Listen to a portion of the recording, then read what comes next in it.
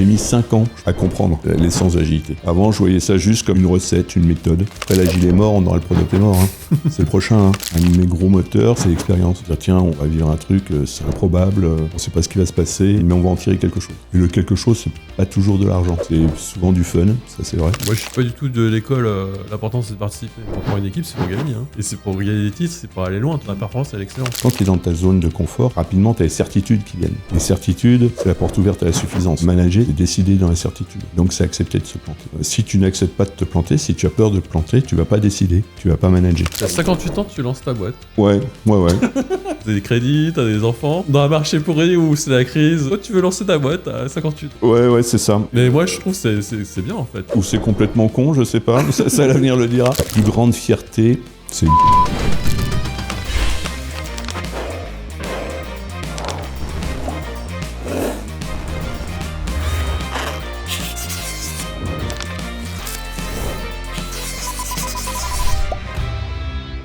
Bonjour à tous et à toutes, bienvenue dans ce nouvel épisode du podcast Que de l'Innovation Agile. Je suis Christophe et aujourd'hui j'ai un super invité. C'est quelqu'un qui m'a mis des claques cette année. C'est mon ancien manager et c'est aussi quelqu'un qui, à l'heure où on parle de créer du réseau, avoir de la visibilité sur Internet, c'est une personne qui est assez discrète mais qui a un réseau de malades, au moins sur Paris et même sur toute la France, que ce soit dans l'agilité ou dans la tech. Donc, c'est quelqu'un qui m'a beaucoup aidé cette année à me lancer aussi. Donc Xavier, bienvenue à toi. Merci Christophe. C'est un plaisir de donner des claques. Je recommencerai quand tu veux. Xavier, tu rentres dans un bar, tu passes toutes les personnes, mais je pense que les gens ont l'air cool et sympas. Comment tu te présentes ? Déjà, je ne vais pas me présenter tout de suite. Je vais déjà observer, voir un peu l'ambiance, les conversations. Et puis, je vais m'adapter.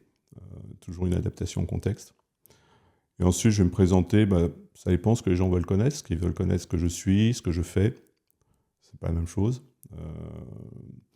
Voilà. Et pour répondre à ta question, je dirais, si je me présente aujourd'hui, je dirais que je suis quelqu'un qui aime enchaîner les expériences. J'aime bien découvrir des choses nouvelles. Ne pas m'endormir sur mes lauriers. Enfin, voilà. Découvrir des nouvelles choses. Voilà. Et maintenant, aujourd'hui, je lance une activité, une entreprise. Donc pour moi, c'est nouveau. Et j'ai été avant ça consultant, coach agile. J'ai eu une expérience dans l'informatique depuis les années 2000. Et dans une ancienne vie, j'étais responsable de chantier, directeur de travaux dans le BTP. Donc je ne sais pas comment je peux me présenter à travers tout ça, mais c'est un peu rapidement le portrait que je peux faire de moi. D'accord. Là, tu t'es présenté un peu dans le prisme de ton travail. Ouais. Et si c'était le Xavier off ? Alors, le Xavier off, c'est marié, 3 enfants. Voilà, donc ça, c'est déjà une belle occupation, une belle réussite. Ensuite, c'est pareil, des passions qui changent. Un peu, voilà, j'étais passionné pendant très longtemps par la mécanique. Je réparais des motos anciennes. C'était un peu ma passion. Là, j'ai un peu lâché. Récemment, je me suis un peu découvert une nouvelle passion pour la finance d'entreprise. Donc, je souhaite me former sur le sujet. Alors, c'est totalement improbable parce que si je vais voir le Xavier d'il y a 3 ans, je lui dis tiens, tu vas te passionner par la finance d'entreprise. J'ai dit t'es devenu fou en fait. Et donc voilà, j'aime bien papillonner comme ça sur le sujet et puis j'essaie d'atteindre le niveau que je souhaite avoir et puis on attend un nouveau sujet. Ouais, avant qu'on aille dans le cœur du sujet, tu as dit tout à l'heure que tu étais chef de chantier. Oui, c'était mon premier métier. C'était encore le XXe siècle. Et donc, je me suis retrouvé, moi, après le service militaire, avec pas de diplôme, et je ne savais rien faire. Donc, je me suis dit, je vais taper, faire du bâtiment. J'ai commencé tout en bas, j'attachais les ferrailles sur les chantiers. Et rapidement, je suis monté, je me suis formé. Et je me suis rendu compte que si je voulais avoir des responsabilités, si je voulais gérer du monde, gérer des budgets, il fallait que j'aille là où personne ne voulait aller. Donc j'ai travaillé un petit peu en France et très vite je suis parti à l'étranger, dans des pays qui à l'époque craignaient. Et donc j'ai pu bosser en Algérie à l'époque où il y avait ce qu'on appelait politiquement les avènements. et ensuite en Égypte au moment des attentats de Luxor. Donc voilà, il y a toujours une économie. C'est des pays qui étaient en crise, qui traversaient des moments difficiles, mais l'économie tournait. Et ils avaient besoin de gens un peu, on va dire, un peu aventureux, un peu tête brûlée, pour faire tourner les chantiers. Donc je me suis mis sur ce créneau, et très vite j'ai pu avoir la chance de gérer des gros chantiers, avec des gros budgets, avec du monde. Donc c'était une très bonne école et un très bon accélérateur. Tu gérais combien de personnes déjà à l'époque hein? En Algérie, j'avais 300 personnes. Voilà, c'était un budget 40 millions, des chantiers à 40 millions, avec une dimension commerciale, sociale, sociétale même, puisqu'on est dans un écosystème qui était... voilà, on fait vivre des gens, on fait vivre des familles, on est dans des environnements où la sécurité était précaire. Donc on avait je dis on parce qu'on était deux sur chaque... On était deux dans une boîte, on avait chacun nos chantiers. Et puis voilà, c'était une époque et une expérience formidable, avec des gens formidables. T'avais pas peur? T'as pas ton entourage qui te dit mais fais pas ça, va pas là-bas. Alors tout le monde me disait ne va pas là-bas. Je me souviens, j'ai pris le dernier vol Air France qui quittait Charles de Gaulle pour aller à Alger.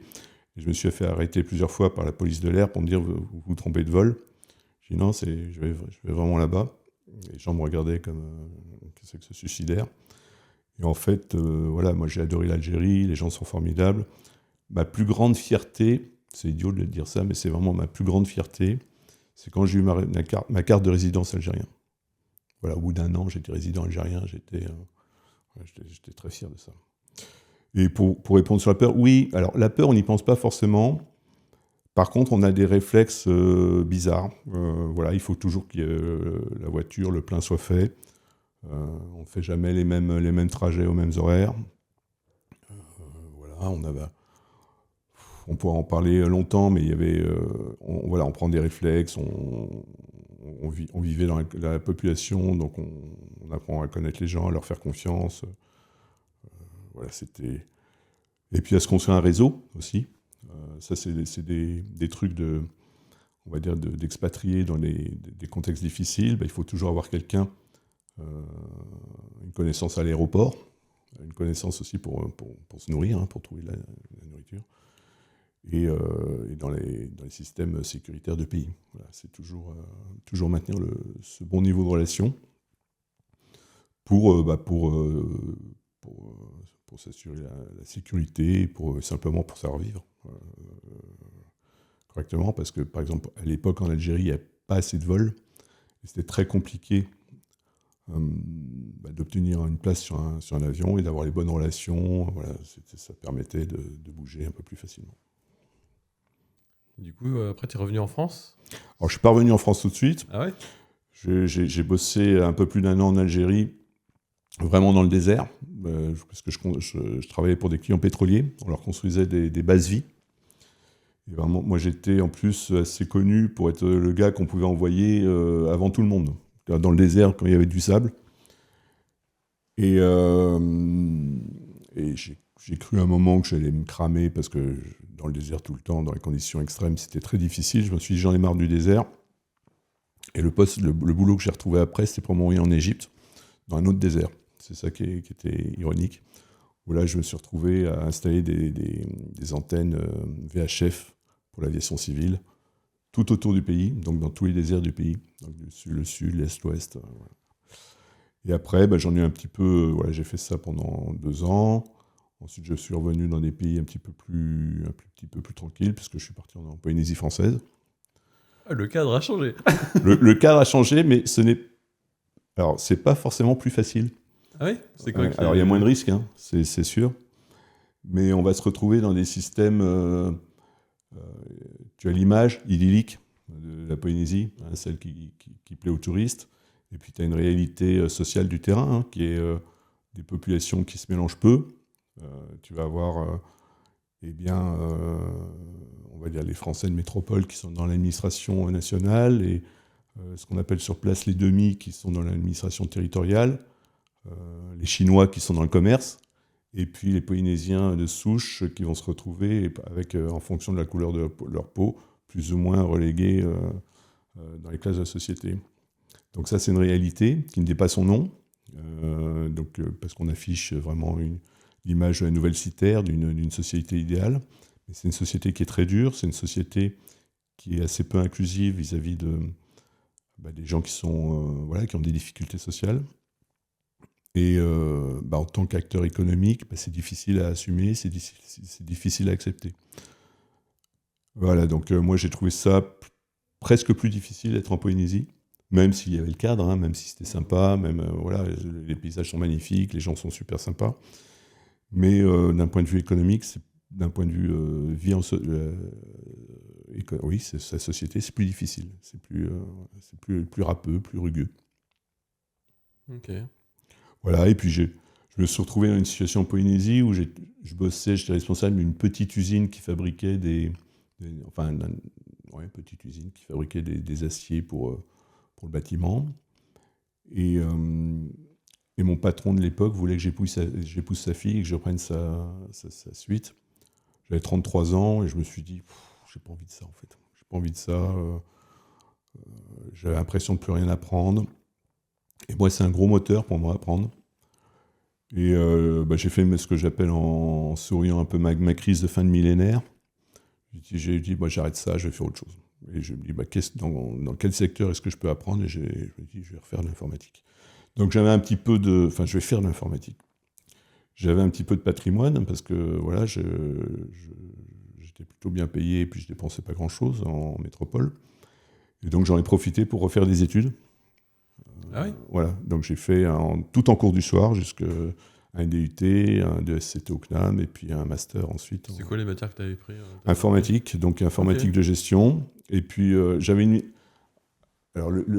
image d'un informaticien très hollywoodienne, où le gars il te craque un système en une ligne de code. Et donc j'étais persuadé que j'allais me retrouver avec des gars qui seraient super techos. Donc j'ai pris des heures et des heures en cours du soir au CNAM sur des sujets tech, à me bouffer de la théorie du signal, des machins, enfin des trucs qui servent à rien, mais qui te rendent savant. Et je pensais que j'avais beaucoup de temps à rattraper. Donc au début, j'étais très techos. J'étais très tech, j'ai fait beaucoup de dev, j'ai fait ce que j'aimais beaucoup, moi, c'est l'administration de bases de données. Ça, c'était vraiment ma zone de génie. Et puis après, chasseur naturel, il revient au galop, je suis redevenu chef de projet, responsable de programme. Voilà. Et puis j'ai découvert à ce moment-là l'agilité, je suis parti dans le conseil. Enfin. Ouais, on va aller là-dedans. Hein. Déjà, avec toute cette expérience à l'étranger, ça rabat tout ce que je veux te dire, mais ça t'a beaucoup apporté justement de revenir en France et ça te donnait un peu, un avantage. Alors oui et non. L'avantage, c'est que j'avais, assez jeune, j'avais une expérience de management assez forte, de gestion aussi, puisque j'avais géré des gros budgets, des grosses équipes.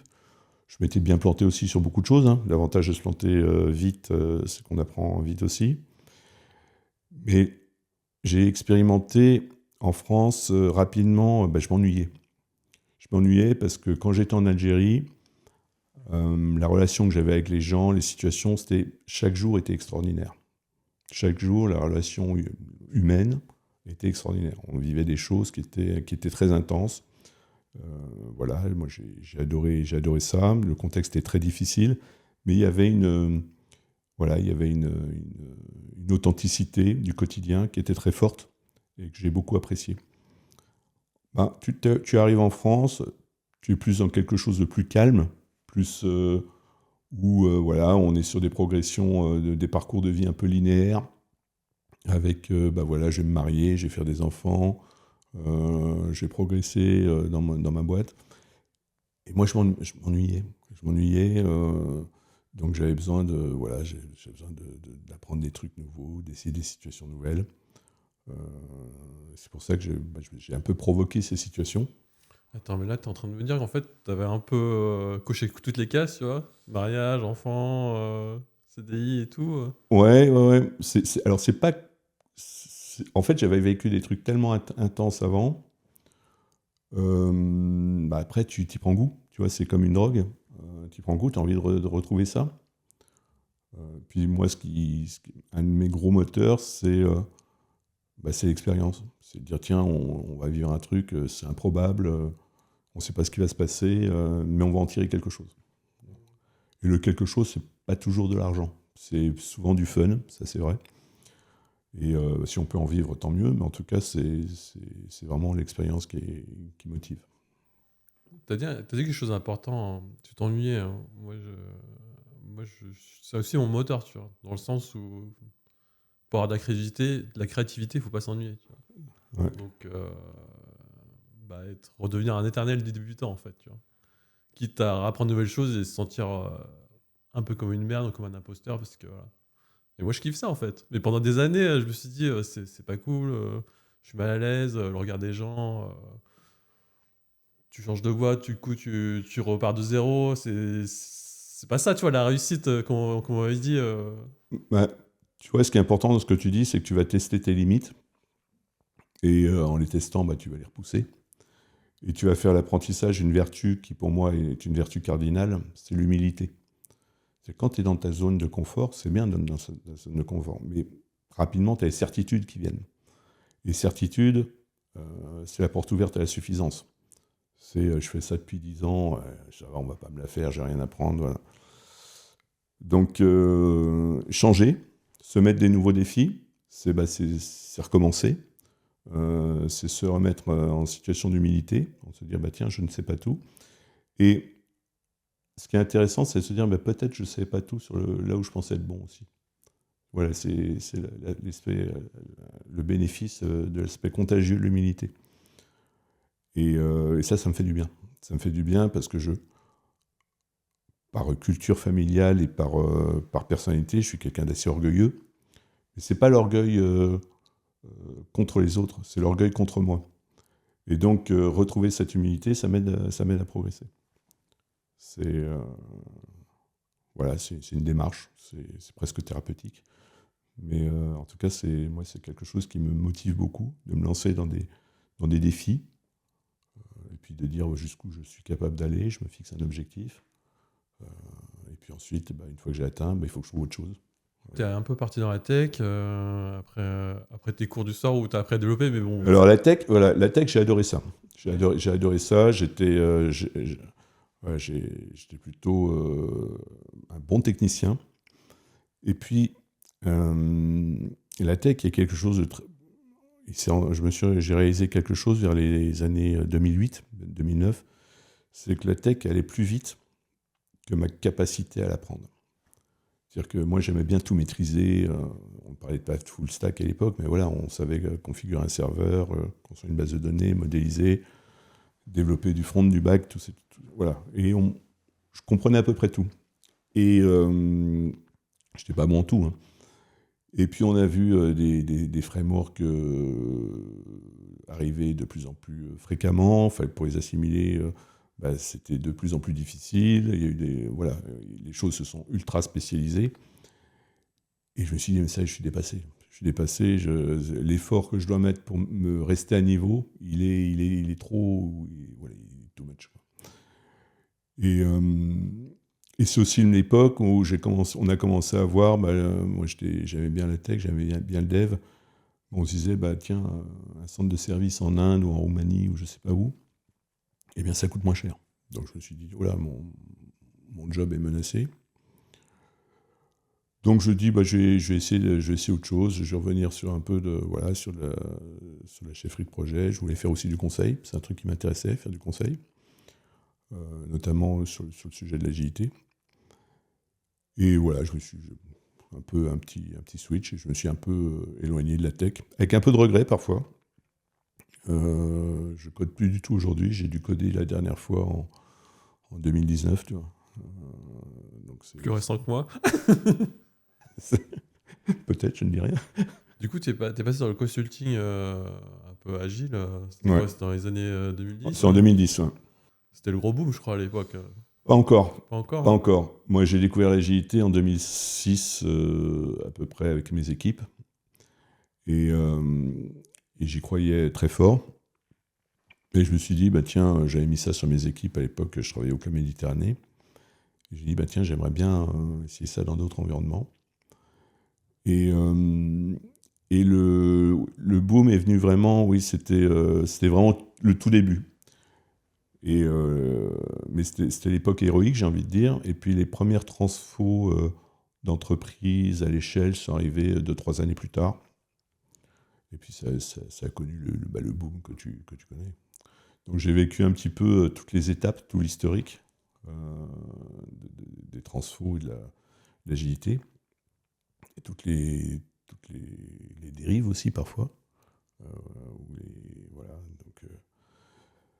Donc ça me donne un peu un regard avec du recul sur le sujet, j'estime. T'as dit que t'avais commencé à l'implémenter au Club Med, t'es resté longtemps, je crois. Ouais, je suis resté 8 ans chez eux. Ouais, T'avais grimpé en plus tous les échelons, non? Ouais. Et en fait, j'avais découvert l'agilité J'étais chef de projet, puis on a foiré un projet. On avait reçu un beau cahier des charges, on avait bien développé le truc, et on l'a livré le sujet, et puis c'était pas utilisé. C'était pas du tout utilisé, Donc on s'est rendu compte qu'il n'y avait pas du tout d'adéquation entre le besoin utilisateur et ce qu'on nous avait demandé, et ce qu'on avait construit. Et donc je gérais aussi un budget, donc je me suis dit, tiens, là j'ai fait perdre de l'argent à la boîte.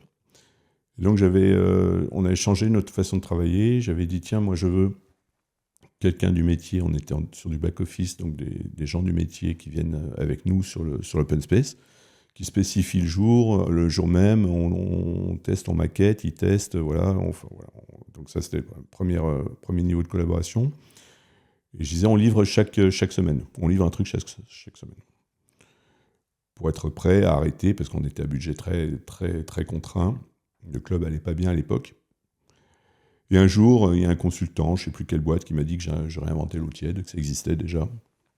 Et qu'en l'occurrence, il m'a parlé de Scrum la première fois. Donc voilà, je me suis intéressé au sujet. Et puis comme ça, je me suis dit, tiens, c'est intéressant, c'est la démarche intéressante. Et je vais dire un truc qui est bizarre. J'ai mis 5 ans, je pense, à comprendre l'essence de l'agilité.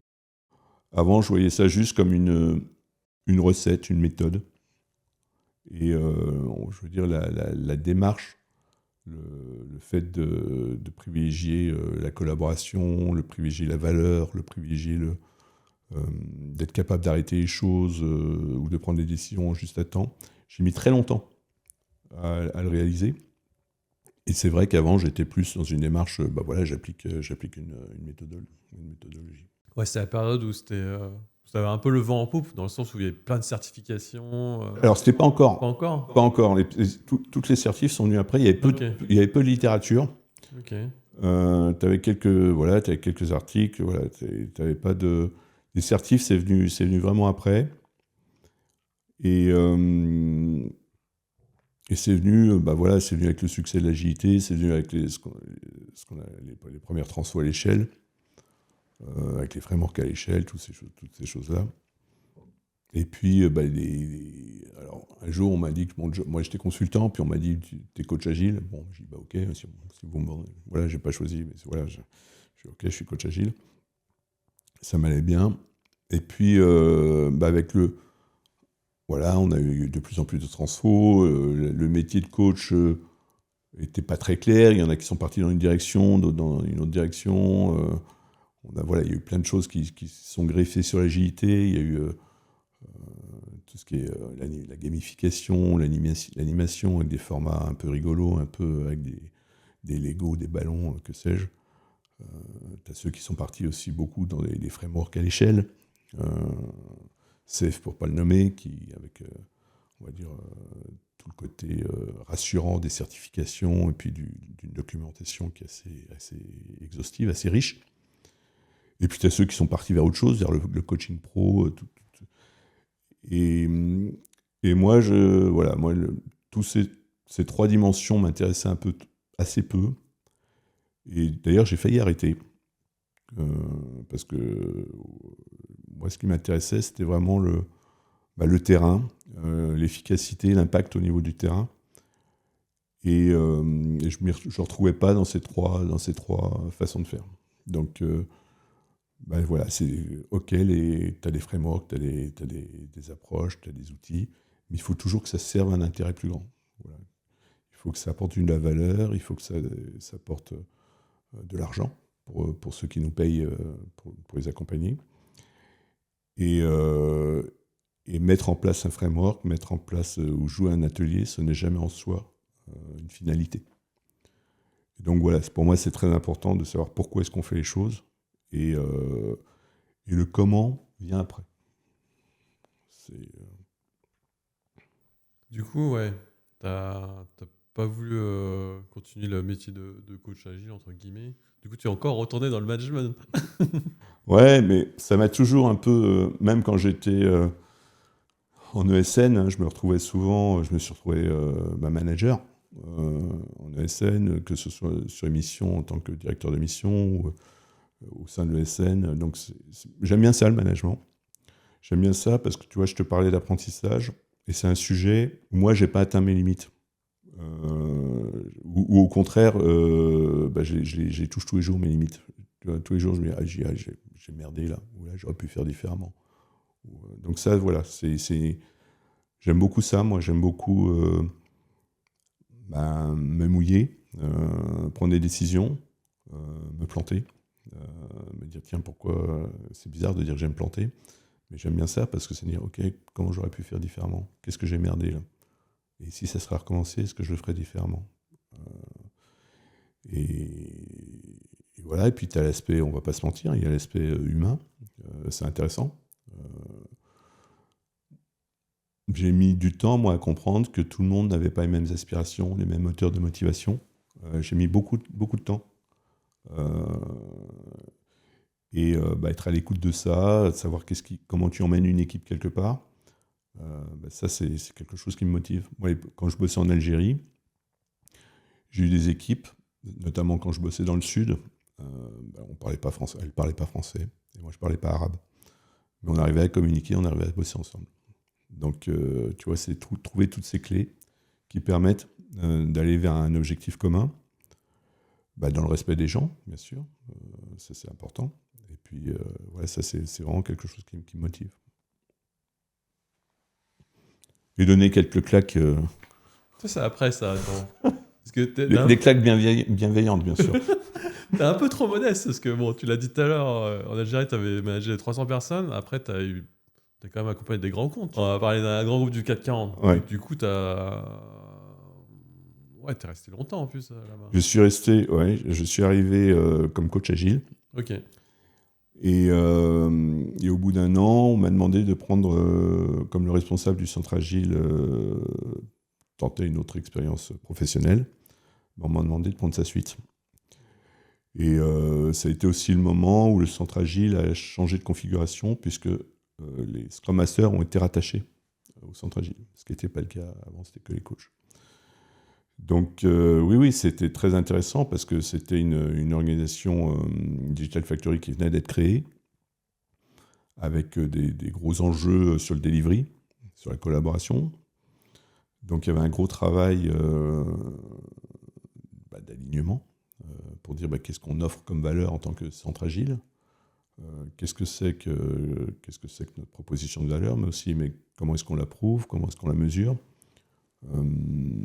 qu'est-ce qu'on amène dans l'entreprise au quotidien, et comment est-ce qu'on vend ça, entre guillemets. Et ça, c'est vraiment complexe, parce que en tant que centre agile, on amène à la transformation, donc on lutte contre un système, pour le bien du système, mais contre le système. Donc c'est toujours une histoire de où est-ce qu'on va placer le curseur entre courber les chines et faire face. Et ça a été mon quotidien pendant 3 ans, avec l'équipe, parce que je n'étais pas tout seul, j'avais l'équipe, 25 personnes. Donc ils étaient là pour réussir cette transformation, et moi j'étais là pour les soutenir dans ce succès.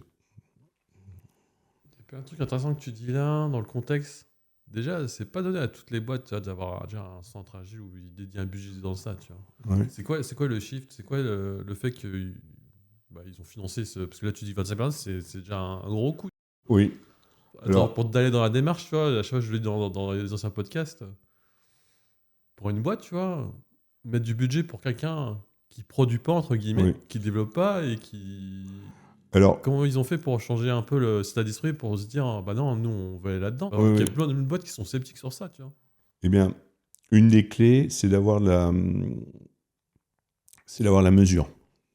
c'est d'avoir la mesure, c'est de dire, tiens, faire venir un Scrum Master, faire venir un coach, c'est un investissement. On sait combien ça coûte. Donc il faut, comme tout investissement, on espère un retour sur investissement. Donc toute la difficulté, c'est de dire comment je calcule ce retour sur investissement. Donc pour un Scrum Master, le retour sur investissement, c'est le succès de l'équipe. C'est est-ce que l'équipe fonctionne bien, est-ce que l'équipe a un fonctionnement fluide, est-ce qu'elle délivre mieux en qualité. Et on va essayer de le mesurer, on va essayer de le communiquer. Donc c'est toujours très difficile, parce qu'on participe à un succès collectif, et on ne peut pas s'approprier, en tant qu'individu, ou en tant que même centre agile, un succès qui est le succès de l'entreprise. Donc il y a un petit jeu d'équilibriste à faire, mais il y a des éléments de mesure. On va mesurer de la productivité. C'est un mot qui fait peur, mais c'est pas sale, la productivité. C'est juste dire comment est-ce qu'on travaille pas plus, mais comment est-ce qu'on travaille mieux, comment est-ce qu'on perd moins de temps, comment il y a moins de gâchis, moins de temps d'attente, tous ces sujets. Comment est-ce qu'on se synchronise mieux. Donc aujourd'hui, oui, au bout de 3 ans, ce centre agile existe toujours, sa valeur est perçue. Par contre, toujours, il faut se remettre en question pour est-ce qu'on est sur les bons sujets. Alors au début, c'est facile. On va expliquer comment, si on parle de Scrum, on va expliquer les rôles, les événements du framework, et puis on va configurer un Jira. Et ça, on dit OK. Voilà, mais ensuite, on va aller plus loin. On va dire tiens, mon équipe, t'as tout ça qui est en place. Qu'est-ce qui fonctionne pas ? Est-ce qu'on est sur les bons sujets en tant que Scrum Master ? Peut-être qu'on a des problèmes de DevOps, de collaboration avec d'autres équipes, de qualité, enfin, voilà, tous ces sujets que, voilà, moi j'ai l'habitude de dire, alors on dit parfois que je vois souvent le verre à moitié vide, mais c'est un métier, on ne peut pas me dire tout va bien. Et quand on me dit, moi, qu'un Scrum Master ou un coach me dit non, tout va bien, ça roule, petite lumière rouge. On est dans l'ingénierie logicielle, dans le projet. Il y a toujours je ne dis pas que tout doit aller mal, mais il y a toujours des trucs qui ne sont pas prévus, il y a toujours des impondérables, il y a toujours des difficultés, il y a toujours... voilà. Et il faut savoir les anticiper, ne pas subir, et être alerte sur ces sujets. Et donc c'est en étant toujours dans cette posture, et en montrant au management de l'entreprise qu'on a cette vision, qu'on a cette capacité à résoudre des problèmes, qu'on apporte de la valeur. Et ça, c'est important parce que il faut savoir, dans ces grands groupes, dans ces grosses entreprises, quand on parle d'une Digital Factory de 5000 personnes, la direction a très peu de visibilité sur ce qui se passe dans les équipes. Et donc, ils ont besoin de relais. Alors, l'idée, c'est pas d'aller cafeter et dire lui, il travaille mal et lui, il travaille bien. Mais c'est leur donner de la visibilité sur ça fonctionne, c'est sur les rails. Et ça, il y a peut-être ça à améliorer. Ou on pourrait faire différemment. Et donc, c'est construire des jeux d'alliance et donner confiance pour leur dire, tiens, ceux-là, il m'apporte quelque chose. Voilà, je vais lui confier ce sujet, ou il va m'aider à résoudre ce truc. Donc c'est un travail de terrain et de longue haleine. C'est comme ça que j'ai vu cette mission. Et c'est vraiment le travail qui est fait par l'équipe, et moi je suis juste là, l'équipe est au service de l'entreprise, et moi je me mettais au service de mon équipe. C'était vraiment dans ce sens-là. Et pourquoi au service de mon équipe ? Pour les soutenir, parce que souvent ça amène des conversations difficiles, et dans une conversation difficile, il fallait que je sois là pour dire non, il a raison, et puis on va y aller ensemble. Voilà. Donc c'est un peu, c'est comme ça que ça fonctionne, je pense, que ça a fonctionné. Il y a sans doute d'autres façons de faire. En tout cas, c'est comme ça qu'on a réussi ensemble, je pense qu'on peut le dire. Et moi, je suis qu'un relais là-dedans. Je porte une... Moi, mon job, c'était juste, par rapport à cette équipe de centres agiles, c'était de créer de l'alignement. J'ai vu beaucoup des centres agiles où on est entre coach, Scrum Master, c'est souvent des grosses personnalités, et c'est très bien.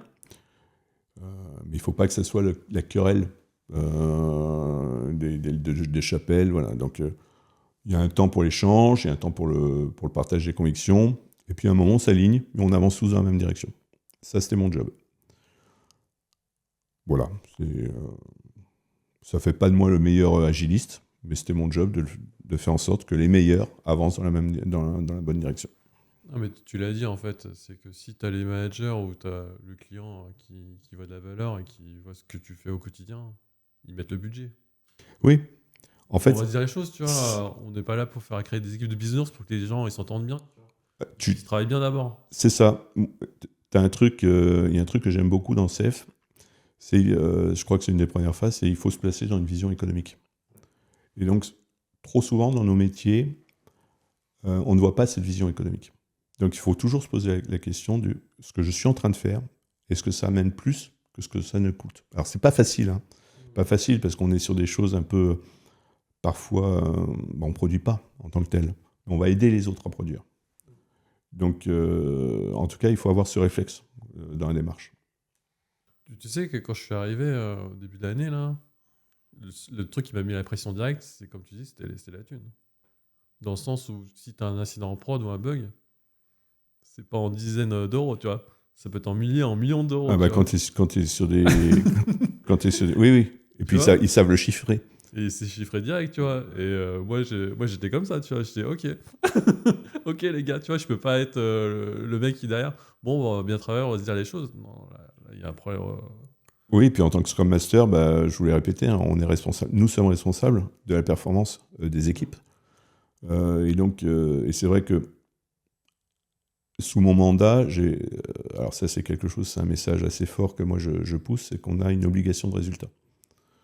C'est qu'on sort de l'obligation de moyens un peu traditionnelle dans nos rôles pour dire non, on est responsable du résultat. Ça ne veut pas dire qu'on va se faire couper la tête si ça se passe mal, mais ça crée un engagement, ça crée un ownership de ce qui se passe dans les équipes. Et c'est important.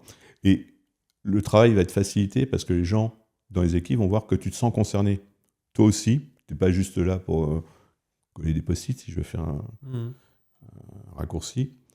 Et donc, ils vont, ça va créer, si tu veux, une synergie autour de ton job et autour de ce que doit produire l'équipe. Et c'est important aussi. Ouais, c'est ce qu'on en avait parlé avec Youssef il y a 2 épisodes. C'est que il faut être skin in the game. Skin in the game, c'est quoi? Il faut être sur le terrain, il faut jouer sa peau, en fait. C'est ça, c'est ça. Et il n'y a pas le choix, tu vois. Enfin, quand C'est il y a ça. des millions qui sont en jeu, tu vois, tu peux pas... Je vais reprendre une image quand j'étais responsable de chantier. Quand tu es responsable de chantier, parfois sur les chantiers, tu as des travaux dangereux. Moi, je sais que quand il y a des travaux dangereux, j'étais toujours là. Je regardais. Je voulais être là. Je voulais faire attention. Je me sentais responsable. J'étais responsable déjà. Pénalement, j'étais responsable.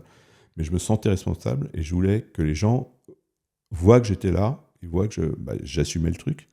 Et puis de temps en temps, je dis, on le fait pas. Trop dangereux. On le fait pas. On met pas les gens en risque. Voilà. Et c'est important d'être là, de se sentir concerné et pas juste, on vient faire le truc parce qu'on est spécialisé, on est expert, et puis on vient donner son avis, et puis ensuite on rentre. Voilà. Non, c'est important, il y a de l'argent en jeu. Là, il n'y a pas de vie en jeu dans ce qu'on fait, mais il y a des sommes importantes. Ça fait vivre une entreprise. Une entreprise, ça nous fait vivre, ça fait vivre d'autres familles. Donc, il faut juste essayer de ne pas se planter, quoi, de faire les choses sérieusement. Non, il faut pas se planter, mais tu vois, il y a aussi des managers, tu vois, ils sont pas là en tant que sponsor. Je paye juste des gemmes et après, il faut que ça déroule, tu vois. Ils sont aussi là aussi pour que nous aussi, on a un regard parce qu'on est sur le terrain. Et du coup, il y a des conversations difficiles. Là, il y a peut-être un recrutement qui est pas bon ou une dynamique qui est pas bon. Moi, je peux essayer de porter la chose pour le changement et tout. Mais j'ai besoin que toi aussi, tu montres au créneau pour Bien épauler le sûr. discours parce que finalement, moi, je suis pas interne, tu vois, je suis consultant. Si tu veux, quand tu prends un poste de management, manager, c'est décider dans l'incertitude. Et donc, c'est accepter de se planter. Si tu n'acceptes pas de te planter, si tu as peur de te planter, tu ne vas pas décider, tu ne vas pas manager. Voilà, il faut vraiment intérioriser cette situation. Et tu n'auras pas toujours la data disponible qui permet d'appuyer ta décision. Je ne sais plus qui, je crois que c'est... Enfin, je ne vais pas le citer parce que je ne sais plus, je crois que c'est Drucker ou Demings qui disait quand tu as de la data, suffisamment de data pour décider, c'est souvent trop tard. Voilà, donc c'est... l'idée, c'est il faut prendre des décisions. Alors c'est un peu de data, un peu d'écoute aussi vis-à-vis des uns des autres, c'est un peu de feeling, c'est un peu. Et puis voilà. Aussi, des fois, pas écouter. Ou pas écouter. Parce que des fois, on est Ouais. au milieu de tout ça, tu vois, on devient l'éponge. Moi, j'ai mis du temps à gérer ça. Il faut prendre, comme tu dis, la bonne décision, et des fois, il faut pas écouter. Et puis voilà, c'est prendre du recul, parce que tu es Ouais. élément du système. En tant que manager, tu représentes un pouvoir. Les gens vont chercher à t'influencer, vont chercher à en tirer des avantages. Hein. Et donc, toujours se remettre en cause. Est-ce que la décision, c'est la meilleure pour l'entreprise, c'est la meilleure pour l'équipe, c'est la meilleure pour moi aussi, hein, ça joue aussi. Donc, comment tu mets tout ça en balance? C'est pas un sujet toujours facile. Du coup, tout à l'heure, tu as dit, là, dans le centre de transfo, vous étiez 25. Mhm. C'était quoi tes critères déjà pour recruter toutes les personnes? Ah, ça, c'est une très bonne question. Au début, on a beaucoup évolué. Je dis on parce que dès le début, très rapidement, j'ai fait le choix on se mettait à plusieurs. C'était pas un recrutement fait par moi-même. C'était un recrutement collégial avec d'autres membres de l'équipe. Donc on associait les coachs ou des Scrum Masters au recrutement. Et leur voix valait autant que la mienne. Ça, c'était important. Pourquoi on fait ça? Parce que tout seul, on est biaisé, on ne va pas voir tout. Et avoir un regard croisé sur le candidat, eh bien, c'est intéressant. Ça, c'est déjà, on va dire, la première approche. Ça a créé une discussion. Tu as vu, il a dit ça. Moi, j'ai senti, j'étais pas d'accord. Ouais, ça, c'est super intéressant. Ensuite, les critères. Au début, on est parti très classiquement sur les critères, je dirais, de hard skill. Donc, on testait beaucoup. Est-ce qu'il connaît vraiment telle subtilité du framework, telle... Et puis, plus on avançait, très rapidement, plutôt, j'ai envie de dire, c'est devenu accessoire. Et ce qui est important dans nos métiers, on est des métiers de l'accompagnement, c'est un mot valise, mais j'en ai pas d'autre, c'est un peu le leadership. Et ce que j'appelle leadership, c'est comment la personne va avoir un mélange d'humilité, d'exemplarité, être volontariste pour aller chercher les sujets, pour résoudre les trucs, et pour emmener l'équipe. Et ça, c'est vraiment... Alors la grande difficulté, c'est que tu ne peux pas y déceler sur CV, cela. Tu vois, tu peux pas dire, tiens, il a fait 10 ans le job, il a 37 certifications, c'est celui-là que je veux. Non. Et c'est même pas... ça peut être des gens qui sont très juniors en nombre d'années d'expérience. Alors par contre, ils vont pas repérer des patterns, peut-être, et ils vont avoir besoin un peu plus d'accompagnement. Mais c'est vraiment une posture. C'est une posture où tu disais skin in the game, c'est exactement ça. Je me sens concerné, je m'investis, je suis aux aguets sur ce que je peux améliorer, sur sur ce qui est dit, est-ce que c'est normal, ce que je vois, est-ce que ça c'est la meilleure façon de faire. Donc sur les recrutements, on va essayer, c'est une conversation qu'on va essayer d'avoir. Premier élément, moi je demande aux gens souvent de raconter leur histoire. Et pas leur CV, hein. Raconte-moi ton histoire en quelques phrases, en 5 minutes en général. Et savoir un peu si les gens, comment ils se présentent. Ça, c'est intéressant. Est-ce qu'ils savent se présenter? Tu m'as posé la question, c'était pas terrible la façon de me présenter. Je me disais, ça, on laissera l'audience dire, mais non, moi je trouvais ça. Bon, en Donc, fait, t'as utilisé les deux facettes en fait. T'as utilisé je me présente avec le travail et après on l'a fait en 2 temps. Oui, c'est vrai. Ok, tu vois. Ouais. Donc, tu vois, ça, c'est intéressant d'avoir ce... Ensuite, on va poser des questions un peu... pas vraiment sur le... Un peu on va dire, là, on recrute des agilistes, donc on va poser des questions sur l'agilité, mais voilà, on va lui demander, c'est quoi pour toi la définition de l'agilité? Est-ce que ça s'applique pour tout? Quelles sont les conditions? Voilà, des choses un peu... quand est-ce que ça ne pourrait ne pas marcher? Voilà. Donc l'idée, c'est il n'y a pas de réponse juste unique. C'est de voir un peu si la personne a réfléchi sur son job, sur l'impact qu'elle cherche à avoir, sur ses échecs, parce que c'est un métier difficile. Hein. Moi, un coach agile ou un Scrum Master qui me dit je fais un métier facile, à mon avis, il n'est pas sur les bons sujets. Quand tu es sur les bons sujets, tu disais tu te manges les baffes, c'est ça, tu te manges les baffes, parce que tu expérimentes... l'humain, le fait que les gens ne soient pas d'accord, ils ont d'autres convictions, d'autres intérêts, et il faut réussir à créer la convergence. Donc voilà, on va poser des questions un peu comme ça. On va bien sûr soumettre quelques cas pratiques pour voir un peu comment la personne réfléchit. Et on va surtout lui demander qu'est-ce qu'elle a envie de faire, qu'est-ce qui l'éclaterait, quel est le. Alors c'est toujours difficile parce que on est dans une relation, un processus d'embauche un peu client-fournisseur où les gens viennent chercher un job qui est important pour eux, donc ils vont jouer un rôle quelque part et c'est normal. Mais l'idée c'est vraiment d'avoir des gens avec qui on a envie de travailler et qu'ils aient envie de travailler avec nous. Ça c'est important. Et ensuite, voilà, si l'état d'esprit est bien, les compétences elles vont venir vite, hein, j'ai envie de dire. Et ça, c'est vraiment le processus qu'on a mis en place avec l'équipe. Et parfois, on a eu des cas où le candidat me plaisait bien, et puis mon équipe disait non, on le sent moins bien. Voilà. Donc c'est le processus. Bon, d'accord, je vous écoute. Voilà. Ma voix ne l'emporte pas. Et malgré tout ça, on se plante aussi parfois. Parce que ce qui est important aussi, c'est qu'il n'y a pas les gens qui sont bons ou pas bons. C'est toujours une situation de contexte. Tu peux être excellent dans un contexte et plus en difficulté ou mal à l'aise dans un autre.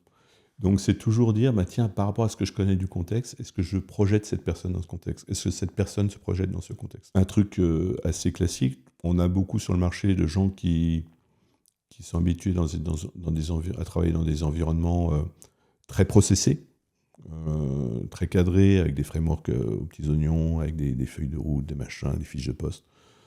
Et bien, quand tu les fais venir dans un environnement un peu plus, on va dire, héroïque, où il faut s'adapter au jour le jour parce qu'on est dans quelque chose qui bouge beaucoup, ces personnes risquent d'être perdues. Ça ne veut pas dire qu'elles sont mauvaises, ça veut dire que le contexte ne les correspond pas.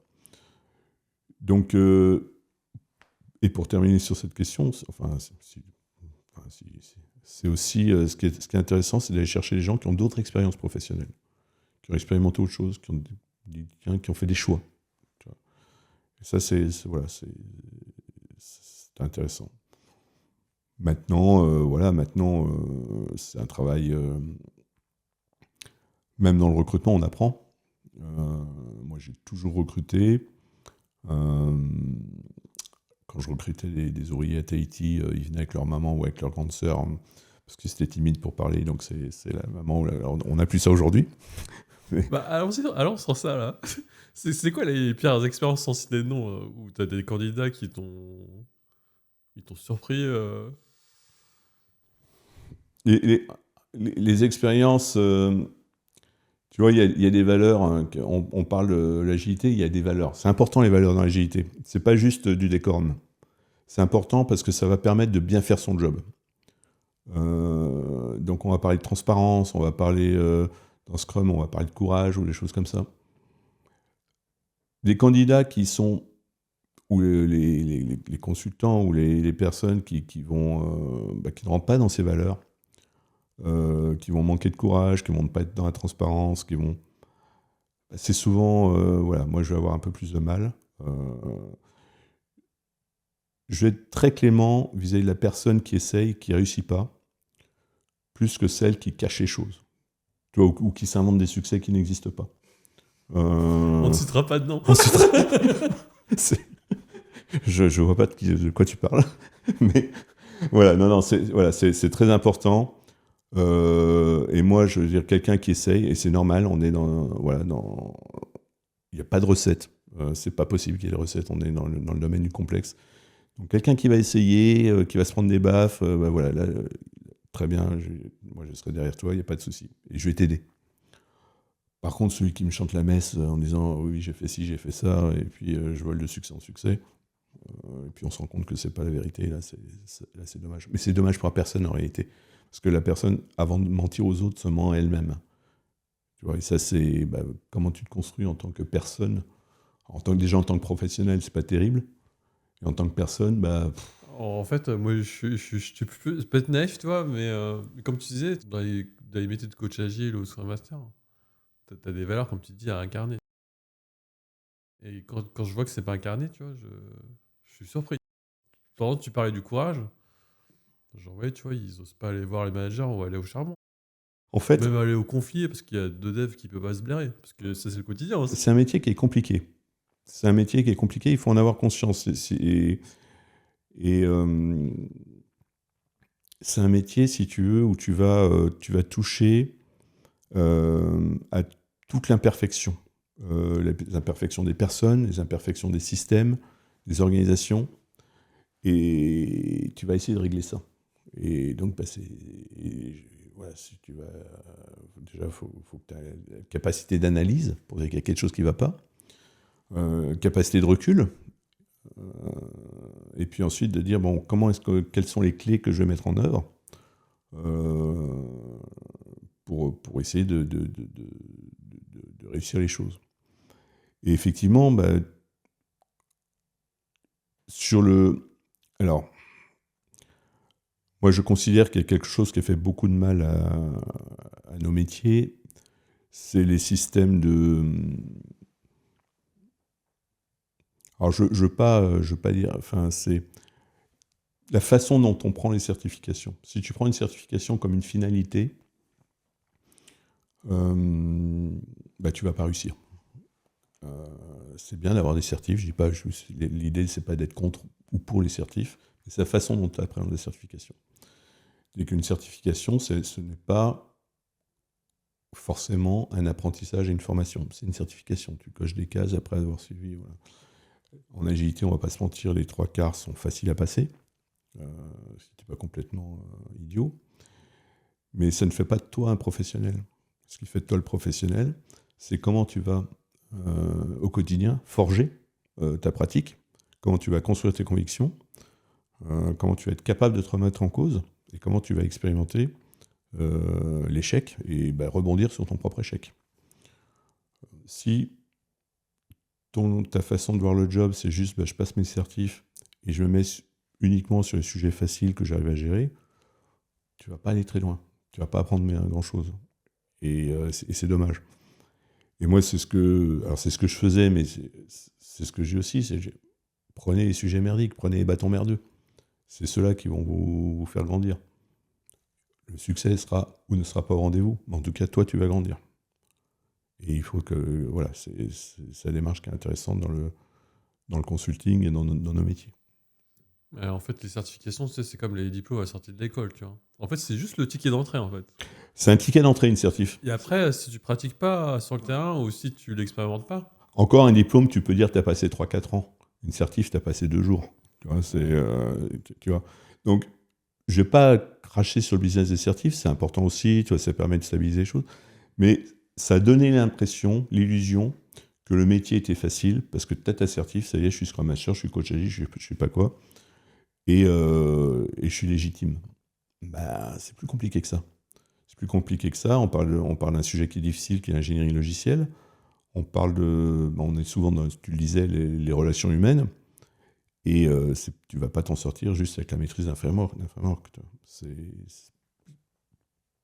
au-delà de ça. On a parlé un peu comment tu recrutais.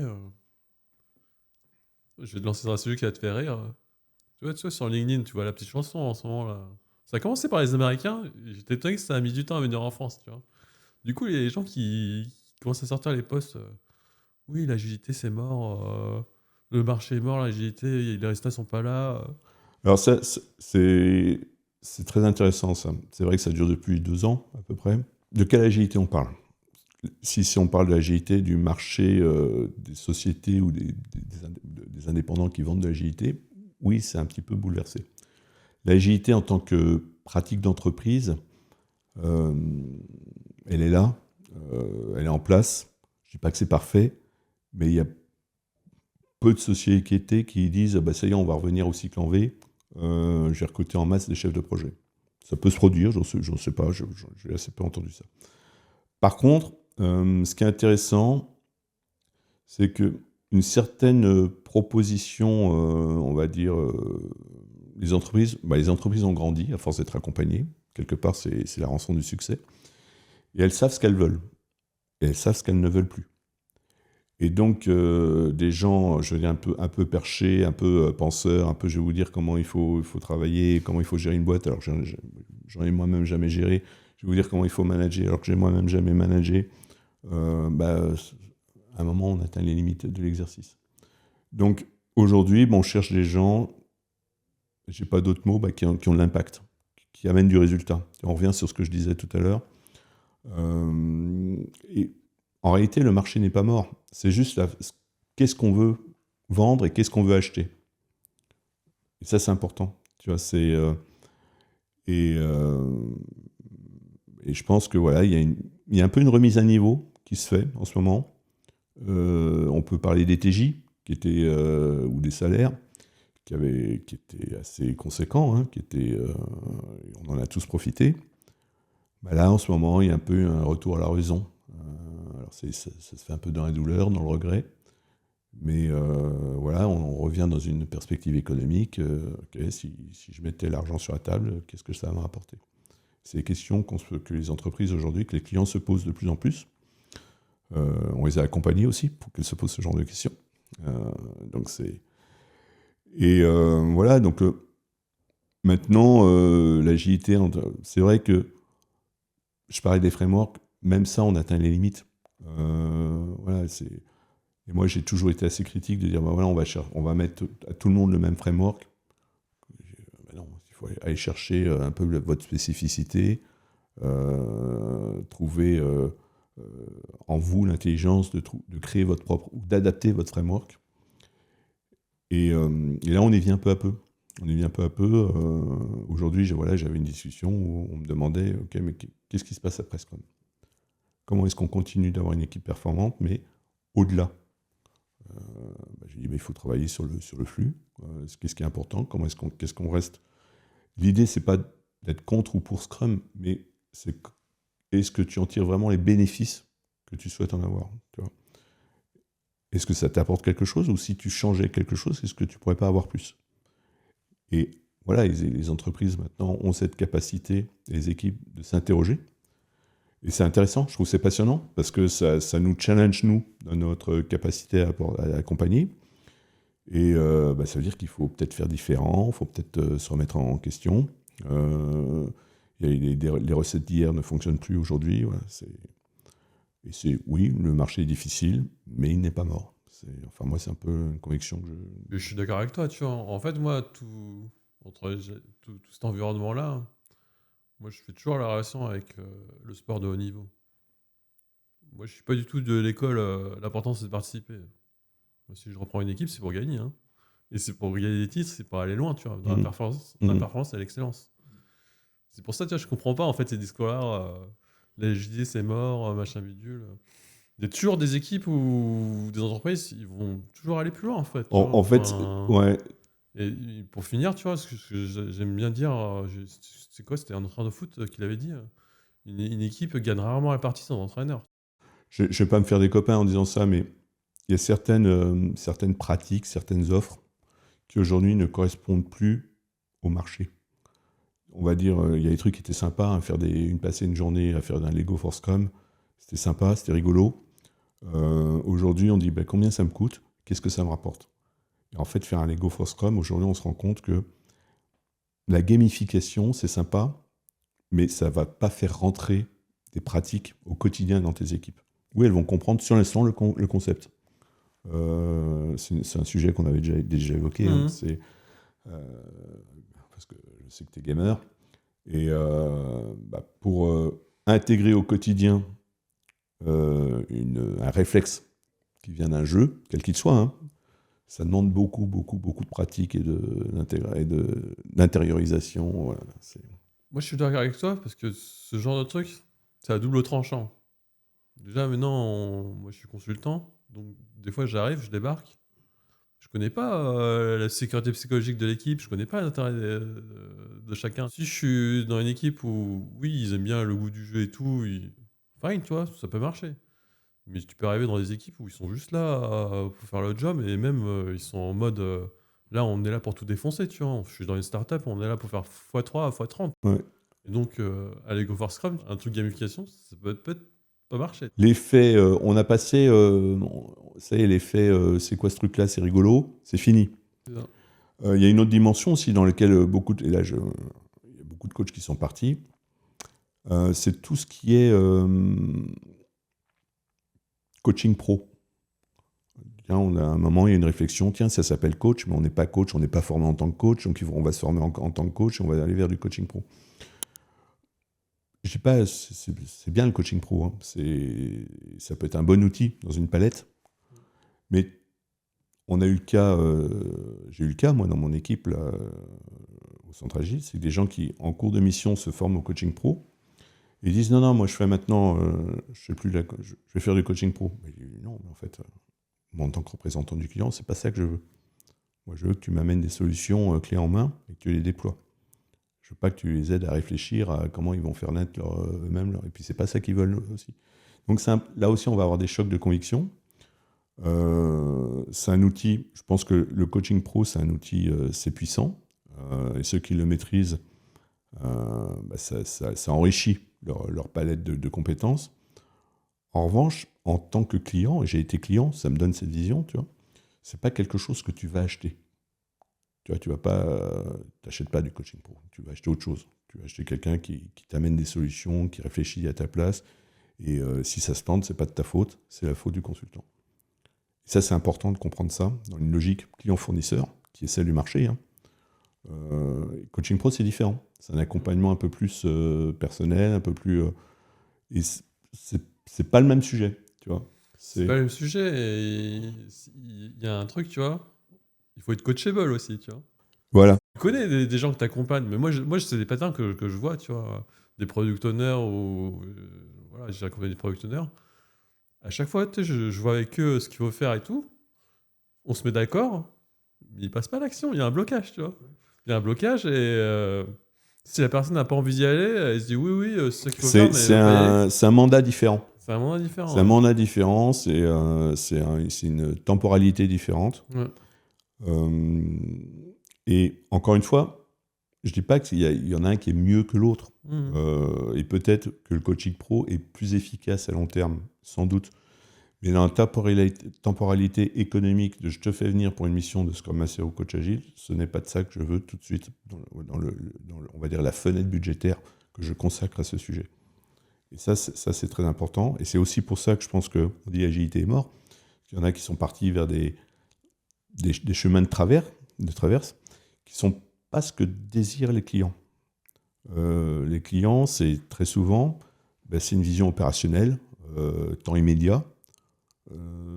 Et puis voilà, il faut de l'impact mesurable rapidement. Et la transfo en tant que telle, se transformer, c'est moins intéressant parce que tu es dans un temps plus long et on sait que dans les organisations, le temps long, il n'est pas toujours pris en compte. Parce que les postes vont changer, les responsables vont changer. Voilà. Donc c'est pas le même. Voilà, on n'est pas dans le même sujet, le même métier, la même perspective. Et donc je pense, voilà, c'est ça qui a un peu dilué l'accompagnement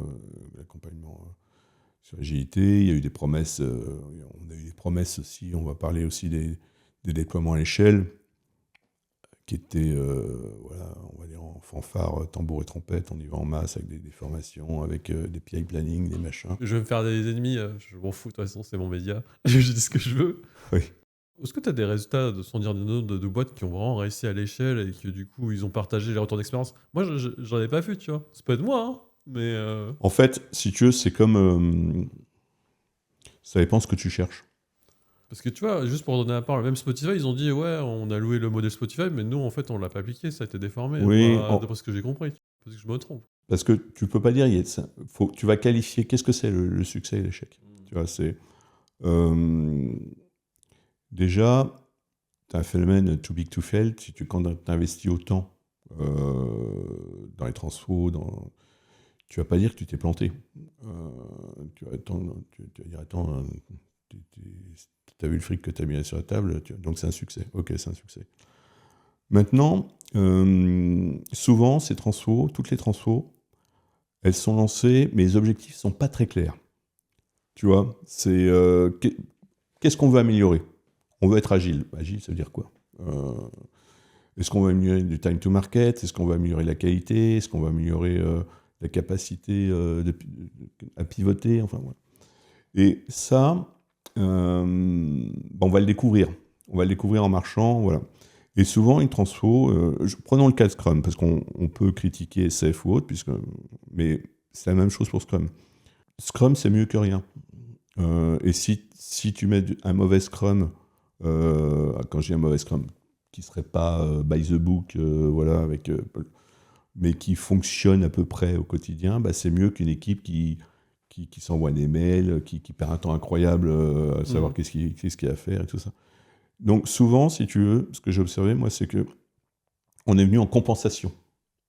On appelle ça transformation, mais on est en train de compenser un système. Compenser un système qui, aujourd'hui, voilà, les technos vont super vite. Je ne rentre pas même dans le sujet de l'IA. J'ai envie de te lancer dedans parce que le parallèle est flagrant. Non, mais avant ça allait super vite. Ouais. Tu vois, je te disais, moi, mon parcours tech, à un moment, allô la Terre, quoi. J'ai perdu contact. Et aujourd'hui, je ne sais plus parler un techos. Tu vois. Je sais plus, je vois ce que c'est qu'un système d'information, je comprends la logique, je comprends, mais voilà, ça va tellement vite. Voilà. Alors, tu as la même chose au niveau produit. Au niveau produit, bah, voilà, ça s'est totalement développé, les frameworks, le machin, le design, voilà, tu as vraiment un découpage, une spécialisation des rôles pour construire un produit qui crée de la complexité. Donc les entreprises sont devenues complexes, ça demande beaucoup d'efforts, et franchement, je ne sais pas si c'est humainement possible de comprendre la globalité de cette complexité. Et donc, avec nos interventions, on essaie de ramener les choses vers rendre les choses un peu plus lisibles, un peu plus... Il est peut-être juste là, le succès. Tu vois, c'est... Dire que l'équipe est autonome, qu'elle a l'ownership, et ça y est, qu'elle est devenue une start-up ou un GAFAM, non. Ça, Oui, on a des équipes qui fonctionnent bien, on a des organisations qui fonctionnent bien, avec tel ou tel framework, mais c'est parfois juste par effet mécanique. Tu vois, et c'est déjà bien, c'est déjà bien. Faut aller chercher les premiers succès, là. T'as dit un truc marrant, là. Je t'envoie tous les choses chiants que je voulais te parler avant. Là, t'as parlé un peu de product. Là, tu vois, je vois les gens, des fois, ils changent leur CV, tu vois.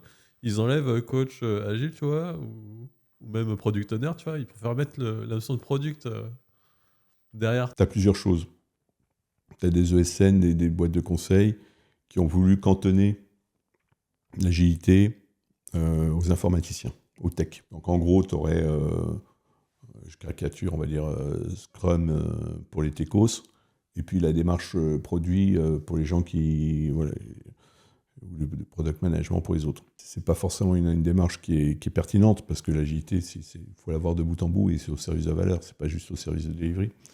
Maintenant, ça répond aussi à un besoin. Mais le product, c'est le prochain. Après l'agile est mort, on aura le product est mort. Hein. C'est le prochain. Hein. La démarche produit à la Marty Kagan ou autre, c'est pas une réalité de la plupart des entreprises. La plupart des entreprises, c'est-à-dire que l'ownership du produit n'est pas... il est dilué, c'est dilué dans l'organisation. C'est-à-dire que l'équipe produit, elle ne décide pas grand-chose, en réalité. Et donc toute la strate, on va dire, organisationnelle, et toute cette richesse que tu vas mettre pour enrichir un produit, dont finalement la R&D est faite par la concurrence, parce que toi, tu dois juste te mettre au niveau des autres, à un moment, on va se dire, ça coûte cher, ça aussi. Moi, ce que je vois, on parlait de l'IA, c'est qu'à un moment, il va falloir financer l'IA. Oh, c'est déjà le cas, là. Hein. Ouais, il va falloir financer l'IA. Et donc, on va aller chercher... il va falloir... il va y avoir... Alors, je me fais un peu Cassandre là, sur le sujet, mais on va avoir besoin de gens très tech, de gens qui savent qu'est-ce que c'est que la tech, qu'est-ce que c'est que la data, qui savent la rendre tangible, voilà, de qualité. On va avoir besoin de gens pour piloter cette tech et tout ça. Et il va falloir financer tout ça. Donc le financement, c'est, j'ai mon budget, où est-ce que je peux faire moins 1 par rapport à... Et potentiellement, peut-être une certaine forme d'agilité, d'accompagnement agile, une certaine forme de produit dans des organisations qui en réalité ne sont pas produits, en tout cas pas telles qu'elles avaient imaginé au départ, eh bien ça va être fragilisé, ça va redéfinir un peu le... Ça ne veut pas dire que les gens vont disparaître, mais ça veut dire qu'il va falloir travailler différemment. Et quand tu disais, bah voilà, tu vois les gens qui se réinventent, qui changent leur titre, c'est de bonne guerre. Si ça répond à des besoins, ça ne veut pas dire qu'ils vont faire exactement la même chose. Mais voilà, c'est comment est-ce que j'organise des accompagnements d'équipe. Aujourd'hui, si tu veux, dans les entreprises du CAC 40, tu as besoin d'avoir du pilotage d'équipe, que ce soit du product, agile, pas agile. Ça, voilà.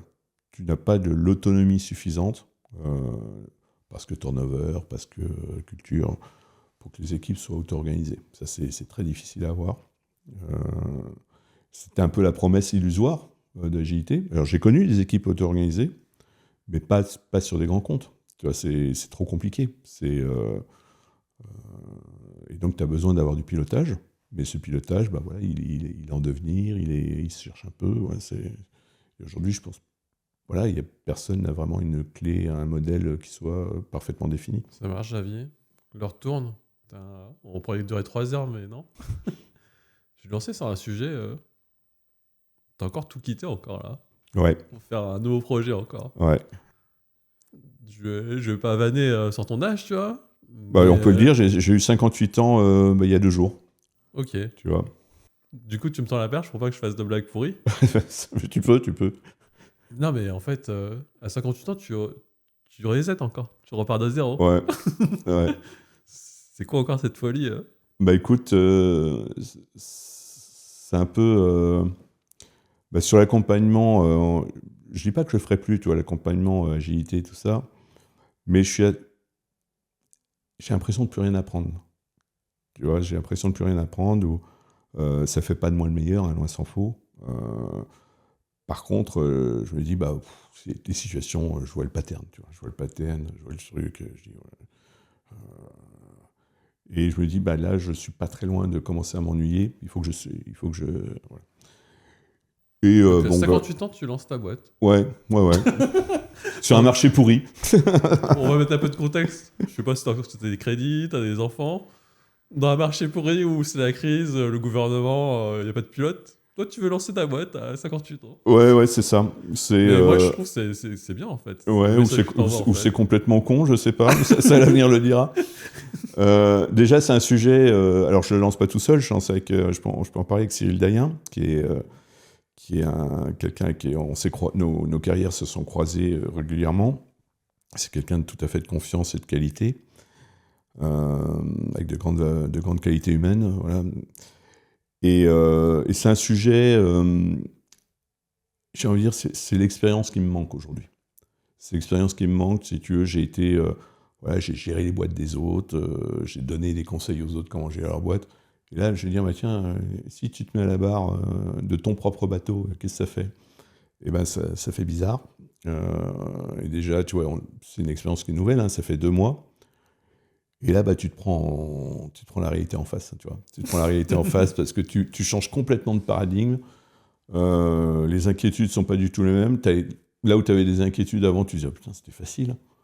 Là, tu engages les choses, surtout que nous, on veut embaucher. On veut des CDI. Donc, on embauche. D'ailleurs, on va embaucher 2 personnes qui vont arriver en 2026. Et quand tu fais ton business plan, tu dis, oh là, il va falloir sortir plus de 20 000 balles chaque mois pour payer les salaires. Bah là, tu as un début d'angoisse, tu vois. Bah, tu découvres plein de choses, tu vois. Tu découvres des trucs qui, moi, m'emmerdaient quand j'étais étudiant, la compta, le droit, la négo commerciale, des sujets, voilà. C'est protéiforme, les apprentissages. Et heureusement qu'on est 2, parce qu'on se soutient. Vous êtes complémentaires ou pas ? Parce que tu sais, j'ai vu Pauline la dernière fois. Ouais. Elle m'a dit, ouais, ce gars, son cofondateur, je pouvais pas le plaire avant. On était même rivaux. C'est pas une complémentarité au sens, tiens, tu fais ci, moi je fais ça. Là, on l'a pas encore trouvé. Alors, Cyril est beaucoup plus doué que moi dans les relations humaines et pour l'aspect, on va dire, purement commercial. Là, j'ai beaucoup à apprendre. J'espère avoir d'autres qualités. Mais c'est déjà avoir un regard double sur la situation, c'est-à-dire, tiens, qu'est-ce qu'on fait là, qu'est-ce qu'on propose là, c'est le partage des tâches, bien sûr. Mais c'est surtout se soutenir mutuellement. Tu vois, ça, c'est important, parce que tu parlais de Pauline, bah, c'est son associé, la Peter, qui m'a dit une fois, tu verras, lancer une boîte, c'est l'ascenseur émotionnel. Je lui ai dit oui, oui. Et en fait, c'est vraiment l'ascenseur émotionnel. Tu te lèves le matin, tu as une espèce d'angoisse, tu dis dans quoi je me suis lancé. Et puis l'après-midi, tu es en train de dire youpi, super, parce que tu as réussi à vendre un truc. Et quand j'étais en ESN, j'ai trouvé con les commerciaux quand ils se partageaient sur le WhatsApp. Ouais, super, génial, youpi. Ça, gars, C'est vrai? ouais. Et en fait, on est pareil. Tu vois, c'est tellement de boulot de réussir à closer, pour reprendre le jargon, on va dire, de la vente. C'est un boulot énorme. Tu te rends pas compte quand tu es indep ou quand tu es indep parfois, mais quand tu es en ESN, le travail de commercial, le nombre de portes qui se ferment, les gens que tu pensais c'était tes potes qui t'envoient chier, et inversement, ceux que tu n'avais pas trop de considération pour eux, c'est eux qui vont t'ouvrir les trucs. Donc c'est super intéressant. C'est super intéressant. Maintenant, bah moi, si tu veux, j'étais indep, j'avais ma trésor en tant qu'indep. J'ai jamais eu de grandes dépenses somptuaires. Moi, du moment que j'arrive à faire vivre ma famille, ça me va, tu vois. Je me suis dit, bah, tiens, avec l'argent, plutôt que de m'acheter une bagnole ou je sais pas quoi, bah, je vais tenter l'aventure, tu vois. Et puis à la fin, personne ne sera mort. Et puis, par contre, j'aurais eu plus de regrets à ne pas tenter l'aventure qu'à éventuellement l'échouer. Tu as dit un truc intéressant là, depuis que tu as lancé ta boîte sur ce projet, ce nouveau projet. Du coup, tu avais soi-disant l'entourage, des vrais amis, du coup, c'est. Non, alors les vrais amis, c'est en fait ceux qui sont les vrais amis ce sont toujours les vrais amis, mais t'en as, tu dis tiens, je le connais bien, c'est quelqu'un de mon réseau, il va nous ouvrir une porte, tu vois. Puis en fait non, le gars il te ghost comme un malpropre, tu vois. Et donc tu te prends une claque, tu vois. Tu dis tiens, qu'est-ce que je lui ai fait, tu vois. Tu demandes pas en plus tu ne demandes pas de se couper un bras pour toi, hein. C'est juste de mettre en relation. Non. Et inversement, t'as les gens, tu dis ouais, c'est bof, c'est pas fan. Et bah, le gars, il va te filer un coup de main, Donc c'est une bonne leçon. Tiens, je parlais d'humilité, bah, là, je me reprends une claque. Tu vois, c'est moi qui me prends des claques là. Je dis, tiens, mes petites certitudes, bah, elles en prennent un coup, et je sens que ça me fait progresser. Tu vois, à titre, je dis bah tiens, je sors un peu de mon confort de mec, blanc, quinca, avec son petit, voilà, avec ses petites certitudes, voilà, qui fait partie, voilà. Donc c'est bien, tu vois, ça fait du bien. Ça fait une petite claque à l'ego, ça remet l'intelligence en place, tu vois. Non, ça nettoie l'entourage. Moi, depuis que je me suis lancé cette année, clairement, j'ai perdu des gens en route, tu vois. Ouais, en fait, alors tu as quelque chose on en parlait avec d'autres entrepreneurs, parce que c'est important aussi de s'entourer aussi d'autres entrepreneurs pour partager un peu ce genre d'expérience. Tu vas avoir, ça va être un révélateur, c'est un peu comme partir en vacances avec ton meilleur pote. Tu sais, ça, c'est le crash test. Ouais, c'est vraiment, ou le Covid. Ouais, c'est le truc, tu dis, putain, quel con, le mec, on se parle plus, tu vois.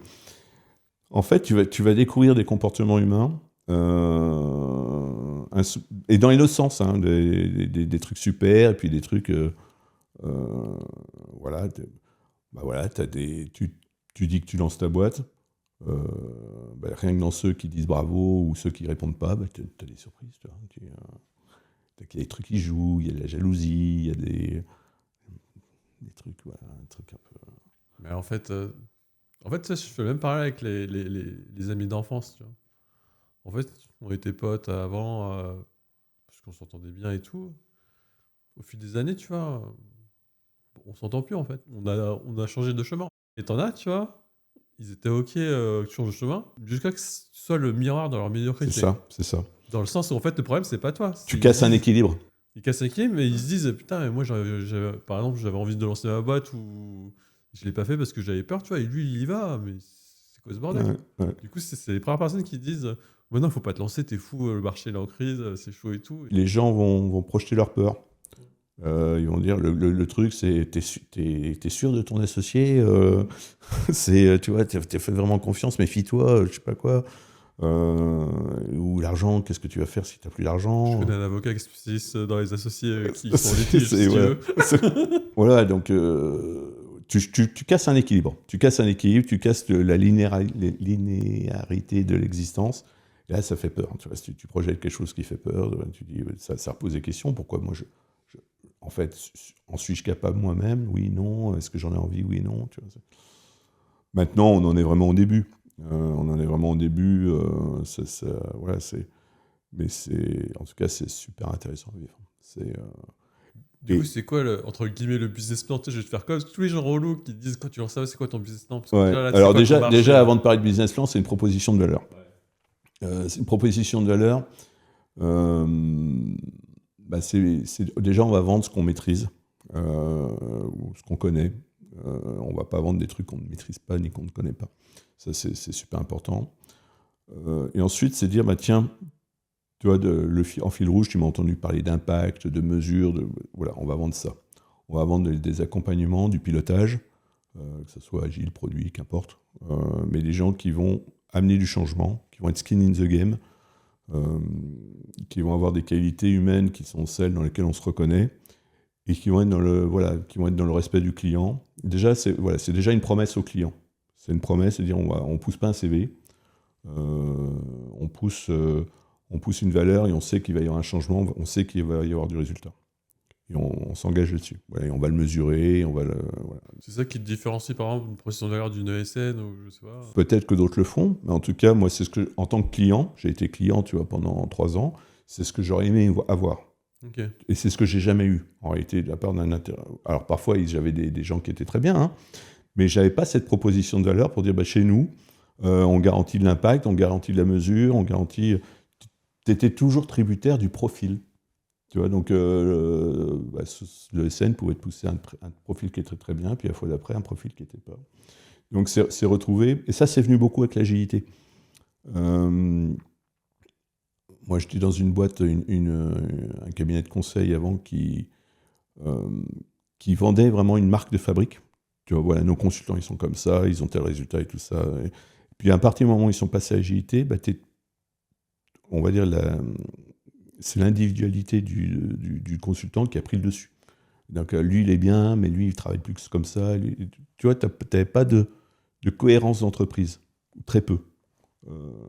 Donc nous, on va essayer de proposer ça. Bien sûr, il y a des réflexions, l'IA, on laisse pas ça de côté, hein, il y a des réflexions, on est beaucoup en observation, et là encore, l'idée, c'est pas d'accompagner le changement à l'IA, c'est qu'est-ce qu'on fait concrètement. On va chercher plutôt des profils qui sont plutôt des ingés, parce que on croit beaucoup dans la connaissance tech, dans ce qu'on apporte au quotidien. Et donc je parlais de la promesse, ça c'est la promesse pour les clients, et c'est aussi une promesse pour les collaborateurs.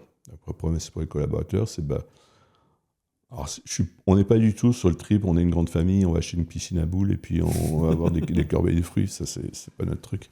Par contre, c'est un truc où ça va se faire ensemble, ça va se faire dans le respect, dans l'écoute et dans la rétribution. Voilà, l'argent, on va le partager à la hauteur, bien sûr, de l'investissement, dans la transparence. Et forcément, les gens qui vont nous rejoindre, les 10 premières personnes, c'est les gens il faut qu'elles aient un peu cette fibre de l'aventure, tu vois. Parce qu'on n'a pas aujourd'hui de garantie que c'est un succès. En tout cas, on travaille pour. Tu vises déjà à recruter déjà 10 personnes Ouais, ok. ouais.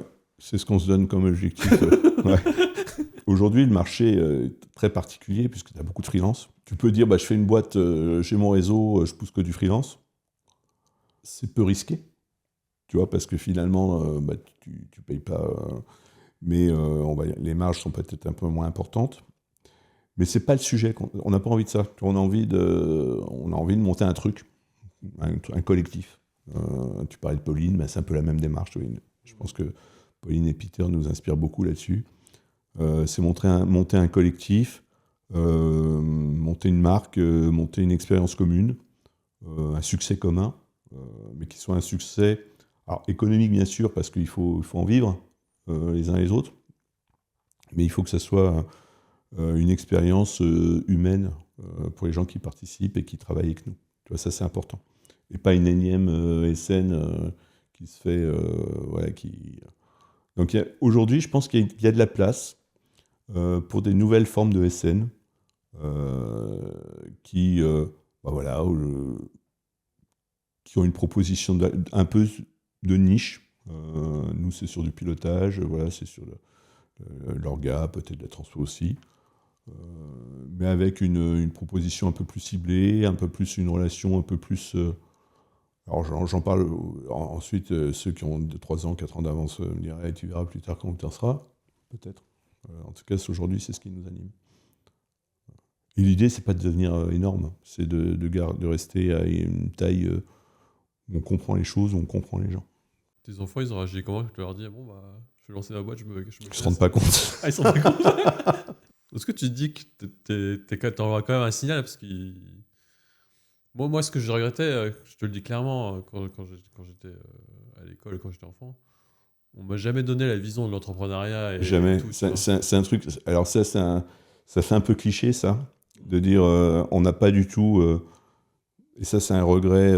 Moi, dans mon parcours personnel, l'option tu montes une boîte, même tu es indépendant, ça n'existe pas. Tu vois, c'est quelque chose que j'ai découvert très très tard. Et tu n'as pas l'éducation. Tu vois, tu n'as pas l'éducation pour dire mais comment tu montes une boîte. C'est quoi le... Alors tu vas avoir des coachs machin où il faut se méfier aussi un peu de tout ce qu'il y a sur... Parce que c'est beaucoup plus complexe que ça, tu vois. Tu as les pièges un peu partout et c'est des sujets d'expertise. Tu vois, déposer sa marque à l'INPI, c'est un sujet d'expertise. Souvent, on le fait un peu de façon un peu légère. Tu vois, oui, tiens, c'est super, je dépose ma marque. Et puis, c'est plus compliqué que ça. Et tout est comme ça. Donc, tu as beaucoup de choses à apprendre. Et tu vas te tromper beaucoup. L'idée, c'est pas de se tromper trop pour que ce soit dangereux pour ta boîte. Mais c'est vrai qu'on n'a pas cet apprentissage. On n'a pas cet apprentissage. C'est le modèle... le modèle majoritaire n'est pas celui-là. Et l'idée, c'est pas de dresser les modèles les uns contre les autres, mais c'est comment tu crées des choix, tu vois, parce que tu as un engouement pour le freelancing, c'est très bien, mais comment tu fais quand tu es freelance si tu n'as pas de réseau Comment tu ferais quand tu es freelance, quand tu es junior encore, tu vois, que tu n'as pas une structure qui va t'aider à grandir, qui va te financer tes formations, qui va dire s'il faut que tu travailles là-dessus, qui va peut-être te réorienter. Donc c'est plus difficile, tu vois. Et l'idée, c'est trouver le bon équilibre. Et puis chacun y trouve son compte. Et voilà, mais tout ça, c'est très, c'est très dynamique, c'est très mouvant. Voilà, bon, on va voir ce qui se passe, comment ça se passe. Mais c'est vrai que c'est rock'n'roll. Non, mais c'est important, je l'ai dit dans l'intro du podcast, c'est important d'avoir un réseau physique.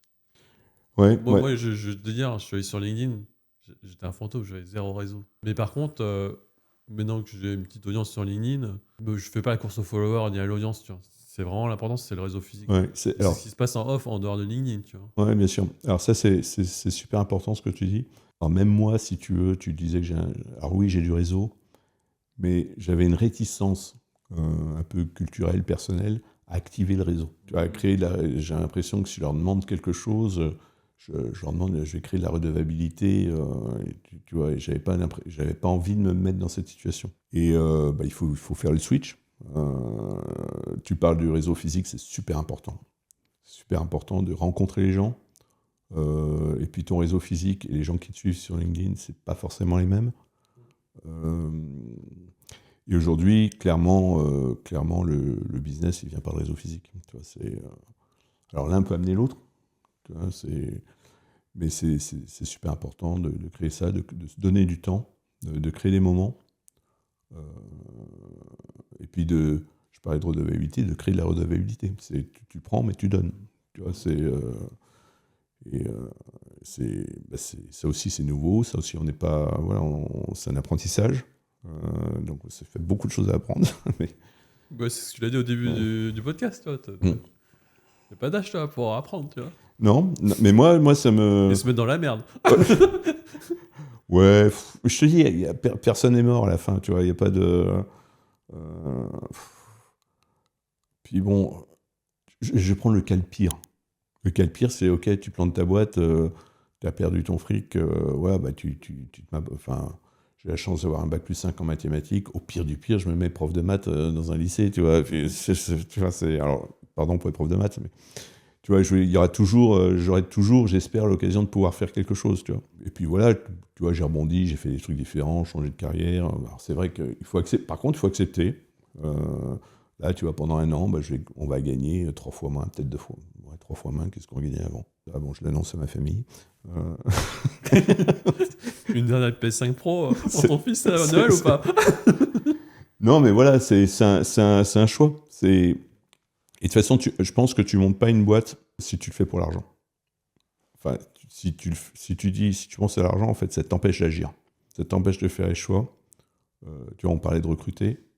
Bah, quand tu recrutes, tu te mets la main ou la tête sur le billot, là, puis tu peux plus faire marche arrière.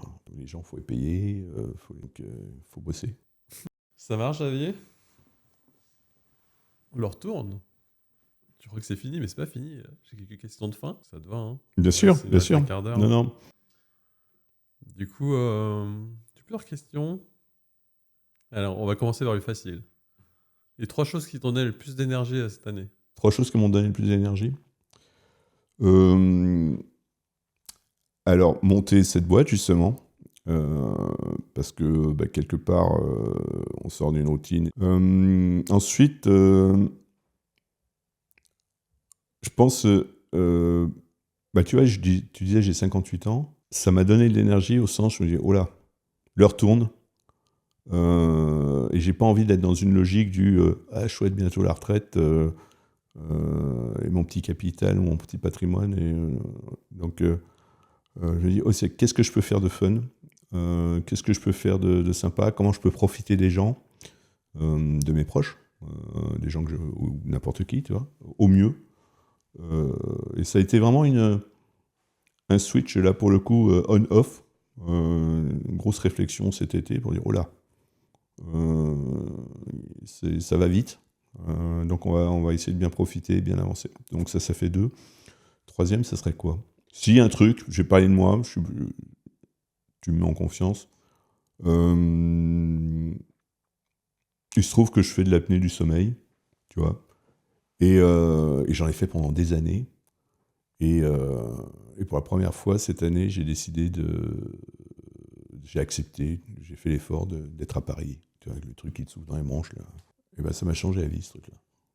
Ça m'a changé la vie, j'ai changé de caractère, là où j'étais avant beaucoup plus irascible, beaucoup plus, on va dire, réactif, et un peu, peut-être parfois même un peu dépressif parfois. Bah là, ça m'a complètement switché, tu vois. T'as fait quoi? T'as vu un thérapeute? T'as installé Non, j'ai vu un pneumologue, okay. Mais j'avais déjà vu il y a 10 ans et j'avais essayé la machine. Ça me gêne, j'essaye pas, c'est de la merde. Et puis en fait, là, je me suis dit, bon, on va quand même essayer de pousser un peu l'effort, tu vois. Et bon, j'ai juste perdu 10 ans, mais on n'est pas toujours intelligent. Mais voilà, ça, c'est un truc. Et du coup, je me dire, bah, tiens, prendre soin de soi, c'est important, ce que je n'ai jamais fait. Tu vois, tu parlais de sport, j'ai jamais fait de sport, sauf à l'armée. Je suis plutôt un bon vivant. Je me dis, bon, bah là, il faut peut-être faire un peu d'effort, tu vois. Tu vas faire du sport l'année prochaine? Je commençais. Tu vas faire de l'haltérophilie comme moi et Youssef?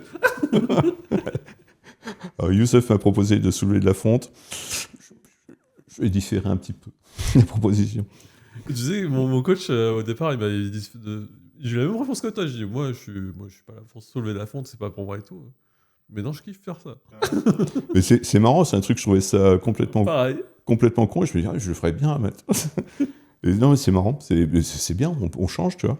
Et moi, j'ai jamais pris soin de moi. J'étais toujours dans l'excès, j'aimais bien faire la fête, puis même sans faire la fête, je me couchais systématiquement à 3h du mat' parce que j'avais toujours des trucs à faire, tu vois.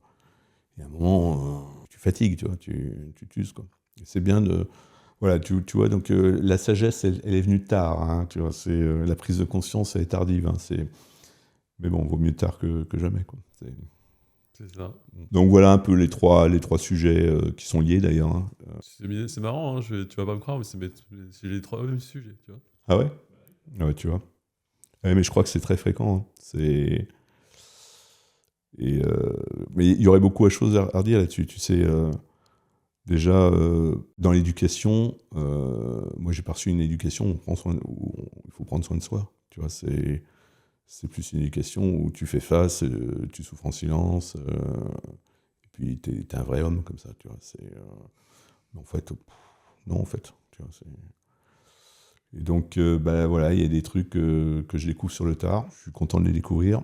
Je regrette de pas avoir eu alors que j'avais les clés en main, en fait, mais par orgueil. Tu vois, je te parlais de l'orgueil, parfois par résistance idiote. Bah, parfois, je faisais pas le, le, le mouvement nécessaire au bon moment, quoi. Du coup, tu me tends la perche. Qu'est-ce que tu aimerais faire moins l'année prochaine par rapport à cette année?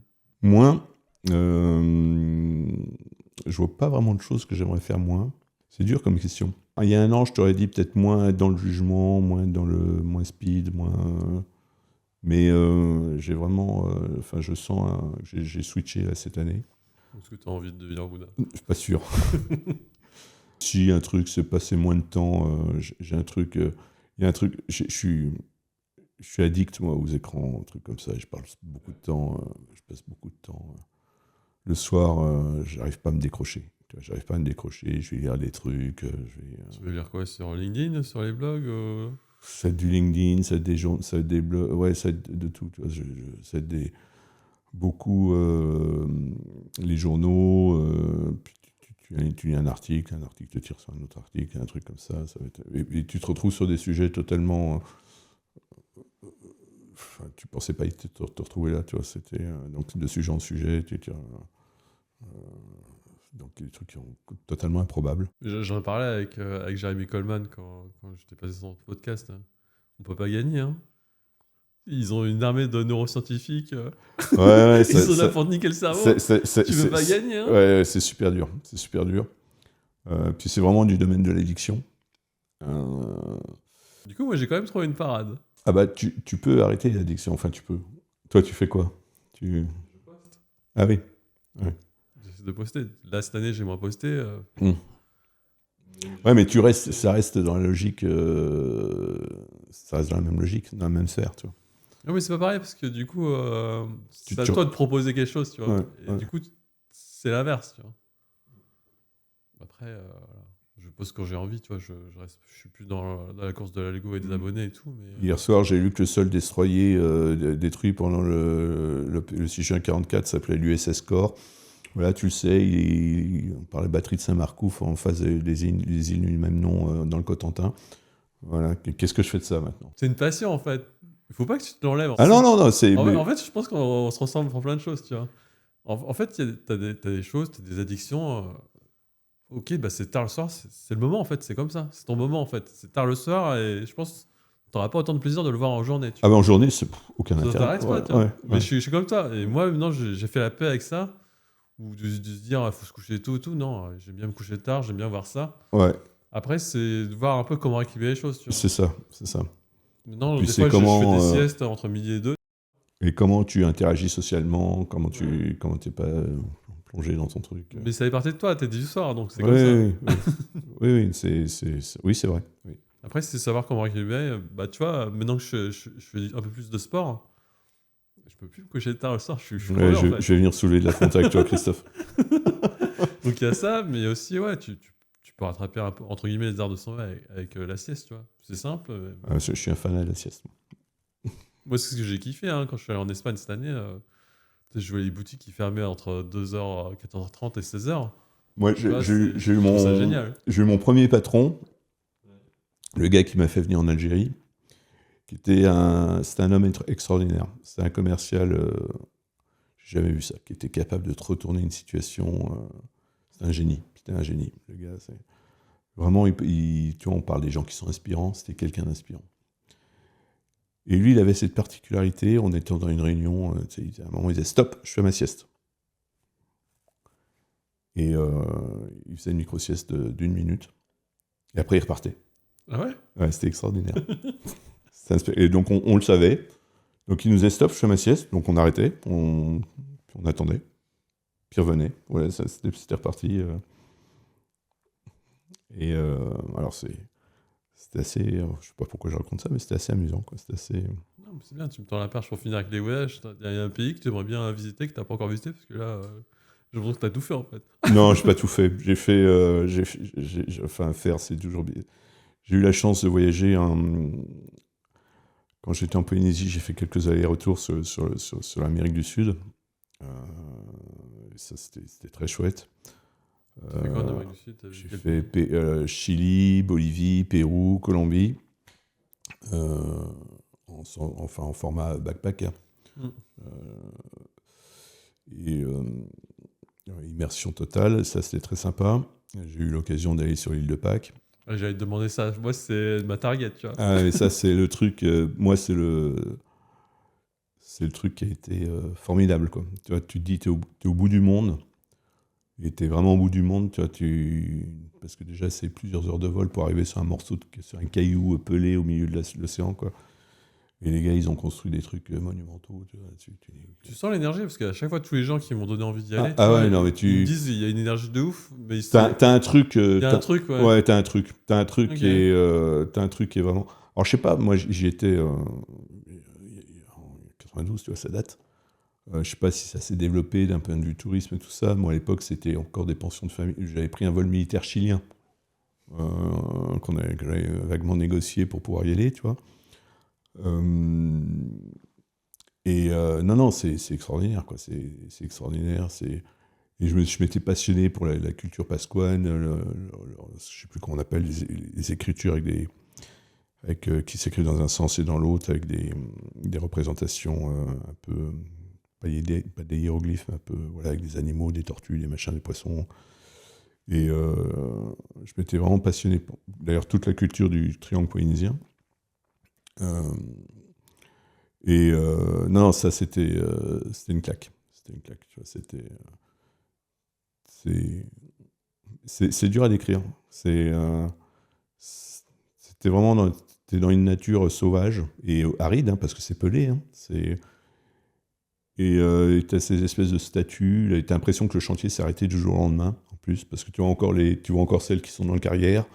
Alors maintenant, on a progressé pour savoir comment ils les montaient, pourquoi ils les ont montés. Parce qu'à l'époque, quand j'y étais, il y a plein de théories sur. Ouais, comment ils ont fait, ça pèse des tonnes, tu vois. Ouais, t'as des gens qui ont fait des expérimentations. Non, mais c'est intéressant. Mais voilà, donc ça, c'était super. Aujourd'hui, t'as un pays qui me botte bien, ce serait le Japon. Je sais qui a été. Bon, je suis un peu le spécialiste, enfin, le Ouais. modeste. Non, le Japon, c'est vraiment. Quand j'étais au lycée, je faisais tous mes exposés, quelle que soit la matière, sur le Japon. Ouais. Ouais, j'adorais Tu t'es l'histoire. jamais allé ou tu es allé Non. Ah ouais. Et c'est vraiment. Ouais, c'est vraiment un pays qui m'intéresse beaucoup. La culture, la nature, enfin c'est. Alors je sais que c'est devenu très touristique, plus accessible en tout cas. Ouais. Maintenant, voilà, j'ai moins. J'ai été. Ce que j'ai fait quand j'avais moins de 30 ans, je ne serais plus capable de le faire aujourd'hui. Crapahuter en Afrique, là, dans une condition un peu. Un peu roots. Un peu, Ouais, je suis comme ça. Hein. un peu craignos. Non, j'ai besoin de mon petit confort. J'ai besoin de. Venezuela, non? Je suis pas sûr, en ce moment, pas sûr que ce soit le bon Moi, moment. j'ai très mauvais. C'est mes pires souvenirs de voyage, je suis là-bas. Ah ouais. Ouais. Et non, moi, j'ai pas de mauvais souvenirs. Bon, parfois, tu es dans des situations un peu craignos, mais c'est plutôt des belles rencontres. C'est plutôt sympa, ça. Mais tu vois, je dis que je suis attiré par le Japon, mais idéalement, mais ça sera jamais, malheureusement, j'aimerais aller au Japon en parlant japonais, tu vois. Parce que tu rencontres le pays totalement différemment quand tu parles la langue, tu vois. Et c'est pour ça que j'ai adoré bosser en Algérie. J'ai adoré l'Algérie. C'est un pays magnifique. On a une image très fausse de l'Algérie en France, qui est totalement caricaturale. Et c'est un pays, c'est un pays formidable avec une richesse, une culture, puis des gens formidables. Tu vois, moi, j'étais fier. J'avais l'impression que j'étais fier quand j'ai eu ma carte. Hein. C'est le résident. Maintenant, j'ai moins la bougeotte. Tu vois, c'est bon. Puis des histoires de. On se sent un petit peu plus coupable quand on prend l'avion maintenant. Tu vois, c'est un peu plus. Ah. On va pas aller là-dedans. Moi, je sais que j'avais fait un post viral sur le Japon et je me suis fait défoncer sur ça. Ouais. C'est un autre débat. Non, mais le Japon, apprends le japonais, tu peux déjà l'apprendre ici, tu vois, tu peux déjà commencer. Ouais, tu l'as dit, t'aimes bien apprendre des nouvelles choses, donc là, avec les nouvelles techno... Ouais, ce serait un challenge ambitieux. Ce sera ta récompense pour tes 1 an de boîte. Je peux te donner ça. Ouais. Bon, Xavier, on arrive à la fin. Ouais, super. Merci à toi. Merci à toi. Si on veut bosser avec toi, te contacter, comment on fait hein LinkedIn, c'est je suis très réactif sur LinkedIn. Ça marche, Xavier. Écoute, déjà, merci pour cette année, pour moi. Pas de rien. Tu peux pas savoir comment c'était super important, déjà de se lancer, de trouver un client... Je te donne des claques. Je te donne des claques, ouais. Mais comme je t'ai dit, moi je me suis lancé, c'est pas pour faire le même job. Ouais. Sur le papier, oui, je fais le même job que quand j'étais salarié, mais c'est aussi être skin in the game, tu vois. Ah bah non, mais et tester ses limites et une nouvelle expérience. Là... je pense que tu as vu un peu...